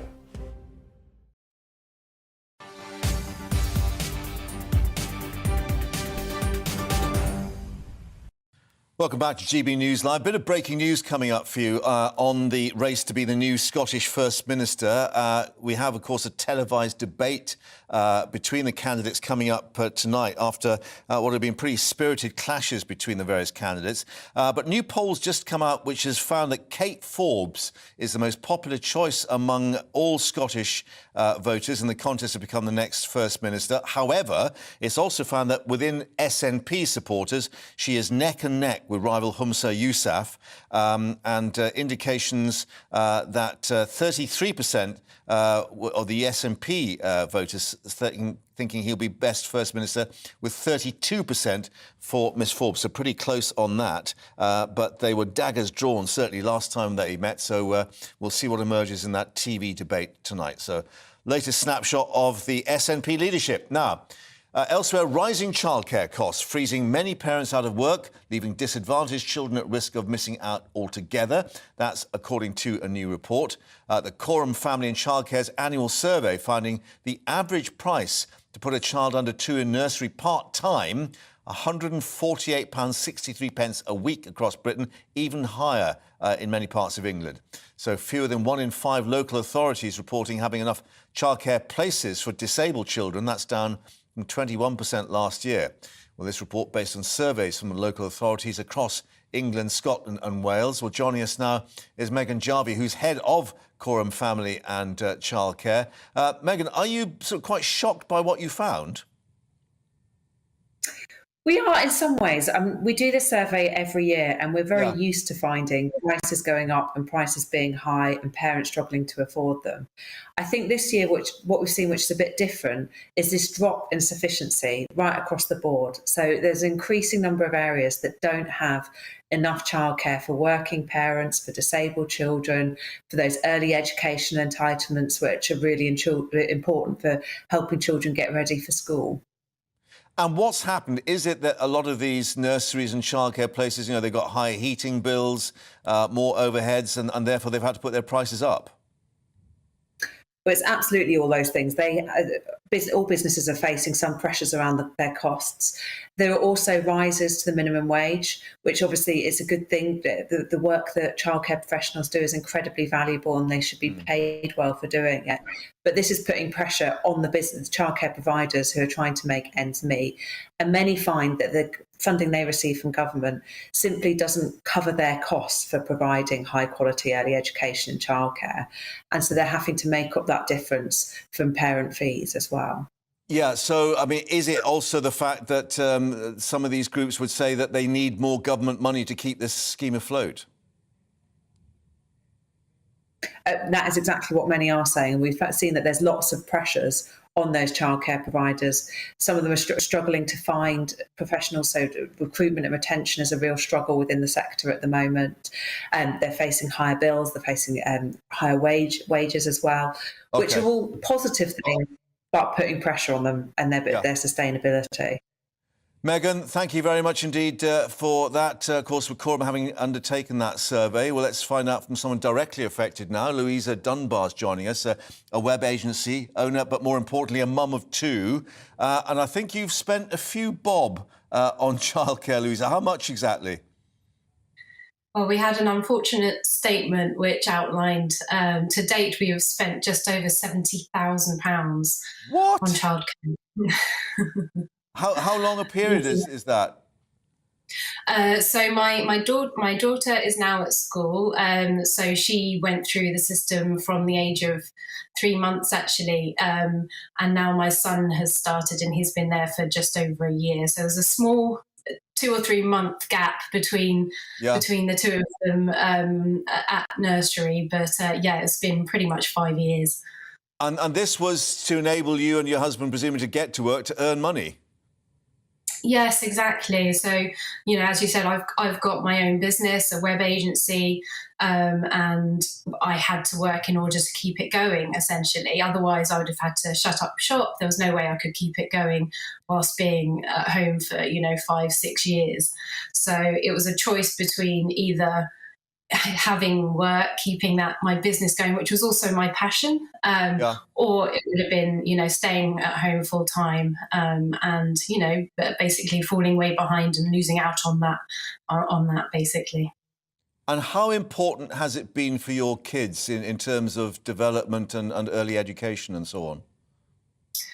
Both my children have thrived at nursery. They love it, which is obviously, really heartening for us as parents. Yeah. But they have absolutely thrived. They've, they're very good at talking and meeting others and new people. They're not wary of talking to people at all. Their skills, they progress really nicely, and it's just having bonds with other people as well. So from that point of view, it's been vital for their progression, really, in my opinion. An investment in the future, literally, but quite some investment. Louisa, thank you very much for bringing us your story and indicating quite how much it's costing everyone. Thank you very much indeed.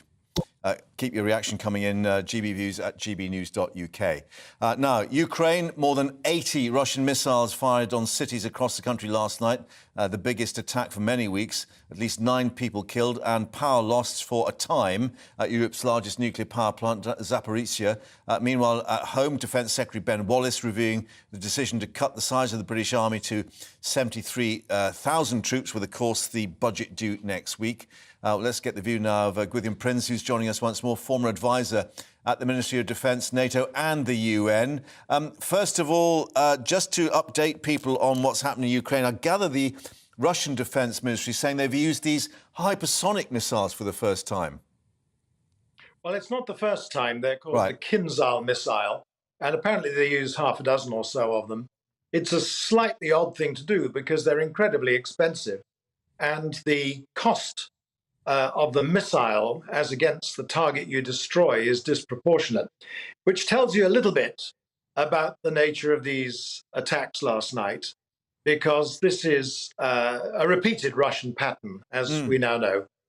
And I think we have to ask ourselves why they're doing it. One reason is clearly that, and it's a very horrible thing, which we find it hard to get our heads around, that Mr. Putin and many Russians don't actually believe that the Ukrainians have the right to exist. So this means that they feel it's completely open season to destroy everything and anything about their way of life. And the other, which is a very old-fashioned Russian way of warfare, is when in doubt, obliterate everything and you will break the morale of your enemy. And that's clearly a bad mistake in this case, because it's having the opposite effect. Could it work if this continues as a war of attrition? Well, that's an extremely good question to ask. If it continues, it's an important conditional. And it links up with the other point you just made about Ben Wallace and the review that's taking place in this country, as indeed in other of the free world countries, about whether we see ourselves, in fact, in a state of war. I think, and I've said this to you when I was with you in the studio, we are in a state of war, and therefore we have to avoid the worst trap, which is half-heartedly making war and half-heartedly making peace. I'm quite clear in my own mind that we now need to face the fact that the Ukrainians are fighting a war for us. And so we need to give them the means to push right the way through. And one assumes this will give, if you pardon the pun, the Defence Secretary the ammunition to go to the Treasury with the budget next week and say, look, not only do we need to get more boots on the ground troops, but also replace or replenish the ammunition that's been expended. That is true, and it's not a pun, it's a reality. But there is a very important proviso here, which people watching GB News should be aware of. The European Union, I'm sorry to tell you, is, as usual, playing political games and is trying to use the ammunition replenishment case to horn into an area which is a sovereign area for NATO countries and NATO, because they're trying to get the European Defence Fund and the European procurement initiatives taking over the provision or the manufacture and provision of shells for Ukraine. That would mean it would reduce the effectiveness of the rest of us, so it has to be resisted. Gwyddian, thank you very much indeed for bringing us your assessment once more. And, of course, we'll see what the Treasury provides for the Defence Secretary next week. We'll update people here on that budget here. We certainly will. Yeah, thank you very much for your time. Let's update you on the latest on the Gary Lineker story. He has said he is looking forward to hosting Match of the Day on Saturday, amid the speculation of his future at the BBC, which indicates perhaps he's not being sacked immediately. At least his latest tweet, well, it's been an interesting couple of days. Happy that this ridiculously out-of-proportion story seems to be abating, and very much looking forward to presenting BBC Match of the Day on Saturday. Thanks again for all your incredible support. It's been overwhelming. But, of course, we do reflect that the Home Secretary, Suella Braverman, had said his flippant analogies linked to her asylum policy has diminished the unspeakable tragedy of the Holocaust, indicating, of course, his comments linking it to the situation in Germany in the 1930s. More reaction, of course, as it comes through. Now, let's talk football, because Harry Kane has made an ominous-sounding admission that Tottenham Hotspur, Spurs continually missing out on trophies, not good enough for anyone at the club. Spurs dumped out the Champions League last night after an uninspiring 0-0 draw with AC Milan, losing the last 16 tie 1-0 on aggregate. Well, that comes hot on the heels of a dismal FA Cup defeat to Sheffield United and a loss at Wolves, which saw their grip on fourth place in the Premier League being loosened. So let's speak to Aidan once more and get his take on this. I'm just looking at the headlines in the Times. Aidan, gone with a whimper. Come on, Conte on brink as limp Spurs exit Europe. And inside, Spurs slump out of Europe to a chorus of boos. Oh, dear. Yeah, absolutely. I mean, seeing the game last night, there was no conviction in the performance. I mean, when you're a goal down in the first leg against tough opponents, and don't forget, this isn't the AC Milan of the 90s. This is a team that's some decades away from that level of attainment. They haven't got past this stage of the knockout phase since 2012. They haven't won the Champions League since 2007. So it's not like they're playing against those teams. They should have expected to at least have a go. It's not saying that it's going to be easy at White Hart Lane, but in front of a full house, you should be able to take the initiative onto your opponents. I made it that they had 2 shots on goal. When they had Romero sent off towards the end, they brought on a centre-back just to plug the loss at the back, rather than maybe taking a gamble and throwing caution to the wind and putting on a more attack-minded player. Instead, he took off Kulusevski. Now, Antonio Conte was never really a manager who excelled in the Champions League, and he hadn't been past this level or this stage since 2011. He never did anything in the Champions League at any of his previous clubs. Now, he's somebody who puts pressure on his players. We know that. He also puts pressure on his board. He is a caliber manager. Don't get me wrong. He's a European-level manager, world-level manager. Yeah. The problem he's going to have at Tottenham is that they just won't sign the players that the teams around them in the table will do. So there is a ceiling in terms of what you can achieve. And I think if Mauricio Pochettino goes back, I sat there in many press conferences with Mauricio Pochettino. I did his first one in English football when he was at Southampton. And he was another one who put pressure from time to time on Daniel Levy. But it's a fight that you will never win. Daniel Levy wants sustainability at his club, but that comes at a cost, because the teams around you, their direction of travel is that they're spending and spending and spending, as we've discussed previously, Mark. What about Conte himself? I mean, what's his position and whether he's safe or not? Because, of course, he's been suffering these medical problems, hasn't he? Yeah, the health is an issue. This is a manager who likes the theatrics and histrionics on the touchline. He sees that as a way of almost competing in the game without even being without actually being one of the 11. Yeah. I thought that when he lost at Leicester a few weeks ago, he didn't look well, having come back a little bit early, and then he took another sort of hiatus again. He also won't sign his contract. So from Tottenham's point of view, you've got to be looking at it and thinking, well, is this bloke in it for the long haul? I thought he did brilliantly getting them into the Champions League last season. But again, as I mentioned, you're going to hit that ceiling. Mauricio Pochettino is probably going to hit that ceiling as well. Antonio Conte, for his part, well, OK, it hasn't gone well this season for him at Tottenham. It wasn't helped by the break in the World Cup. I didn't think they had a little bit of momentum before recovering it only slightly afterwards. But he will go round and he will be in the shop window for a lot of other European clubs should they end his reign. I don't know if they'll do it before the end of the season. Although, having said that, the empty seats last night, the chorus of boos as well that we heard at the final whistle, I mean, that might seal his fate before then. Yeah. We have to ask you about a certain Gary Lineker. who has just tweeted that he's looking forward to hosting Match of the Day on Saturday amid speculation about his future at the BBC, saying thanks for your incredible support. It's been overwhelming. But certainly he's perhaps not helped himself in terms of his position at the BBC. What's your reflection on, such a high-profile sports figure commenting on politics? Well, look, full disclosure here, I ghosted some of Gary's columns at the News of the World maybe 10 years ago. I know his son's I've had a few nights out with him, I must confess.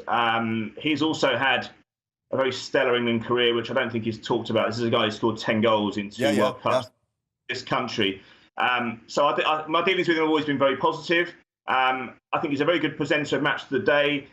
I would defend his right to have an opinion on something outside of sport. Just because he earns £1.35 million at the BBC, I'm not necessarily sure that precludes him from having a comment on politics. Now, a lot of people agree with him. I'm one of the people who don't. I think he was talking absolute nonsense. And he does come across a little bit smug on even on Match Today and even on Twitter. He's very condescending sometimes. He also lives in an overwhelmingly white British area. So I'm not sure if he's that well placed to comment on Britain's immigration policy. And it's something that a lot of people have felt a lot of pain. I do business all over the country, Mark, and I can see the impact immigration has in a negative way, although I accept that in some ways it has a positive impact as well. But I don't think it's something that we can remove him from his job from. I don't think the BBC will do that. And the most important thing here, Mark, that nobody has mentioned this, right? Gary Lineker is a 62-year-old man who is fighting in a marketplace to keep his job. He didn't suddenly develop a social conscience 5 years ago.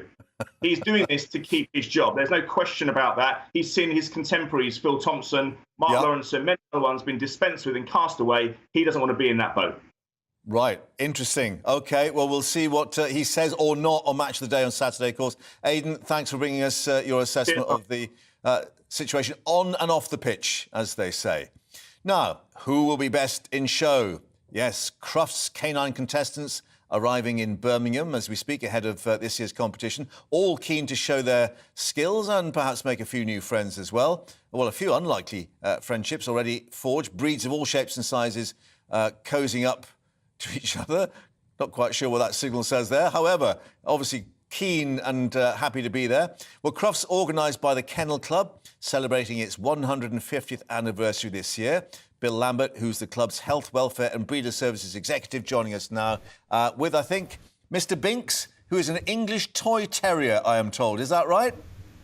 That's right, he is indeed. And actually, he's quite a famous dog. He's actually been on GB News before. He works upstage Eamon Holmes on his show, so he's a friend of the programme. Well, easily done, of course. No, I shouldn't say that. Anyway, let me just reveal that one of my first journalistic jobs as a cub reporter on the Surrey Advertiser was covering Crufts when I think it was in Earl's Court in those days.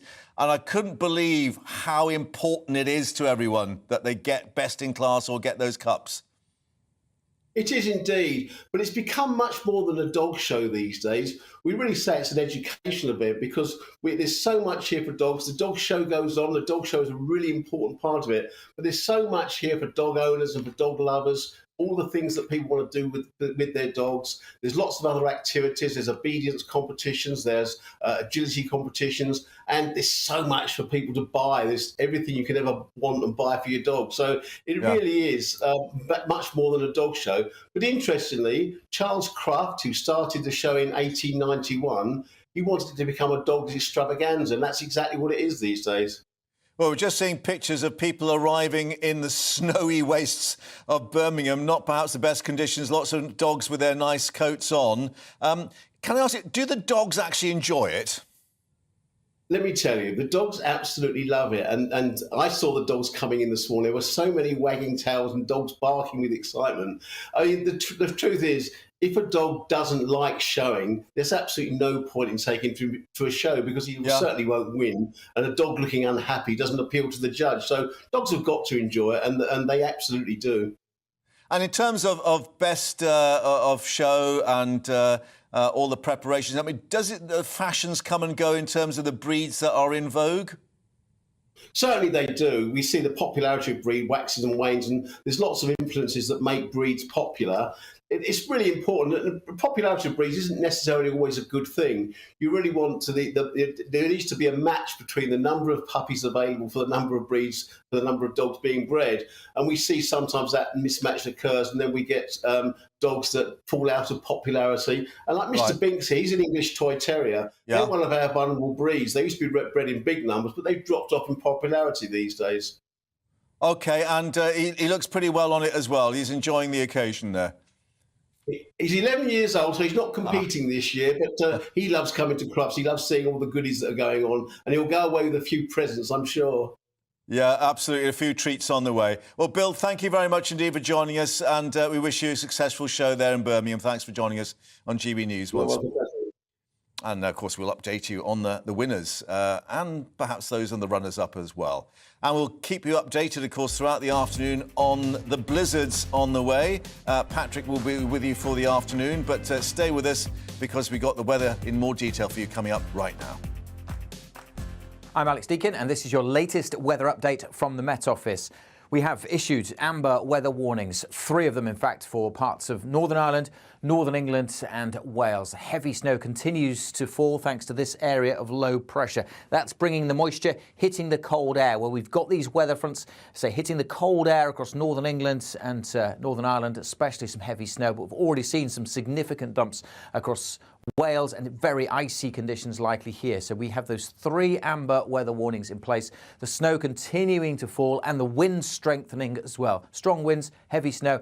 That means blizzards, some atrocious driving conditions across parts of Northern England, Wales and Northern Ireland in particular. But we have broader yellow warnings in place covering large chunks of the country with further snow flurries easing from southern Scotland this evening, but still across parts of the Midlands and East Anglia where there'll be more of a mixture of rain, sleet and snow. Another very cold one across the north, but in the south, probably noticed it's just rain here and it has turned a bit milder. However, the wintry weather pushes back across eastern areas through the first part of Friday. Clearing from Northern Ireland, fine sunny day here, easing from Wales and eventually Northern England, but some sleet and snow showers will continue over eastern England into Friday afternoon. For many, though, Friday becomes dry and sunny.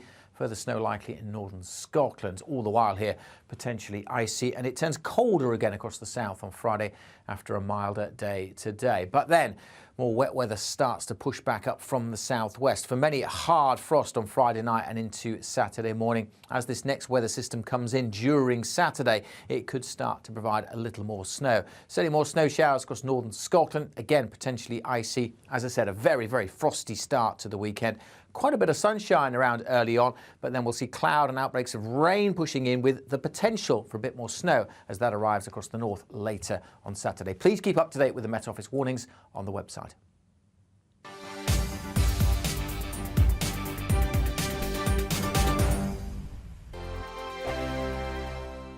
Monday to Thursday nights on GB News. At 6, it's Deebs & Co. 7 o'clock, Farage. At 8, join Jacob Rees-Mogg. And at 9, Dan Wootton Tonight, followed by Headliners. On TV, radio and online. This is GB News. It's all about family, being in people's living rooms, all the interaction and getting to know who our viewers and listeners are. When I was young, my dad used to say, Nana, stop arguing. I wanted an outlet that would enable me to give my opinion.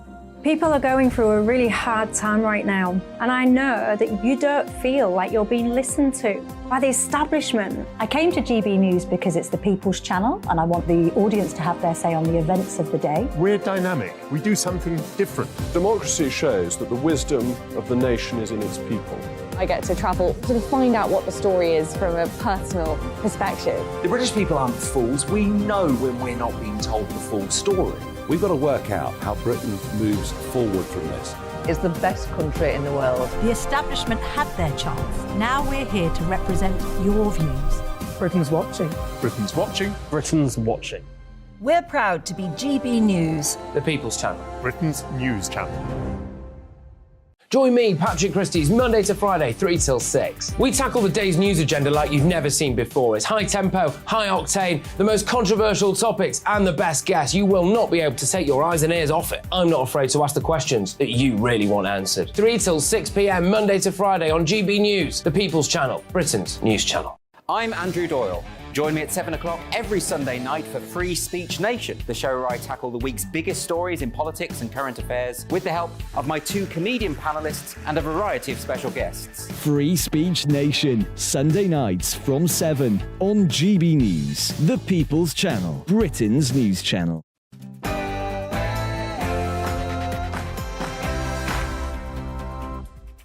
Good afternoon, wonderful people. It's Patrick Christie's here on GB News with you all the way through until 6 p.m. But here's what's on the menu this hour. Well, it looks as though Gary Lineker is set to keep his job if his latest tweets are anything to go by. We will hear from Gary Lineker on this show shortly. And we've heard a lot, haven't we, about illegal immigration. But what about the legal stuff? The government might be about to do deals that some are saying essentially could lead to open borders with certain countries. But back to the channel now, because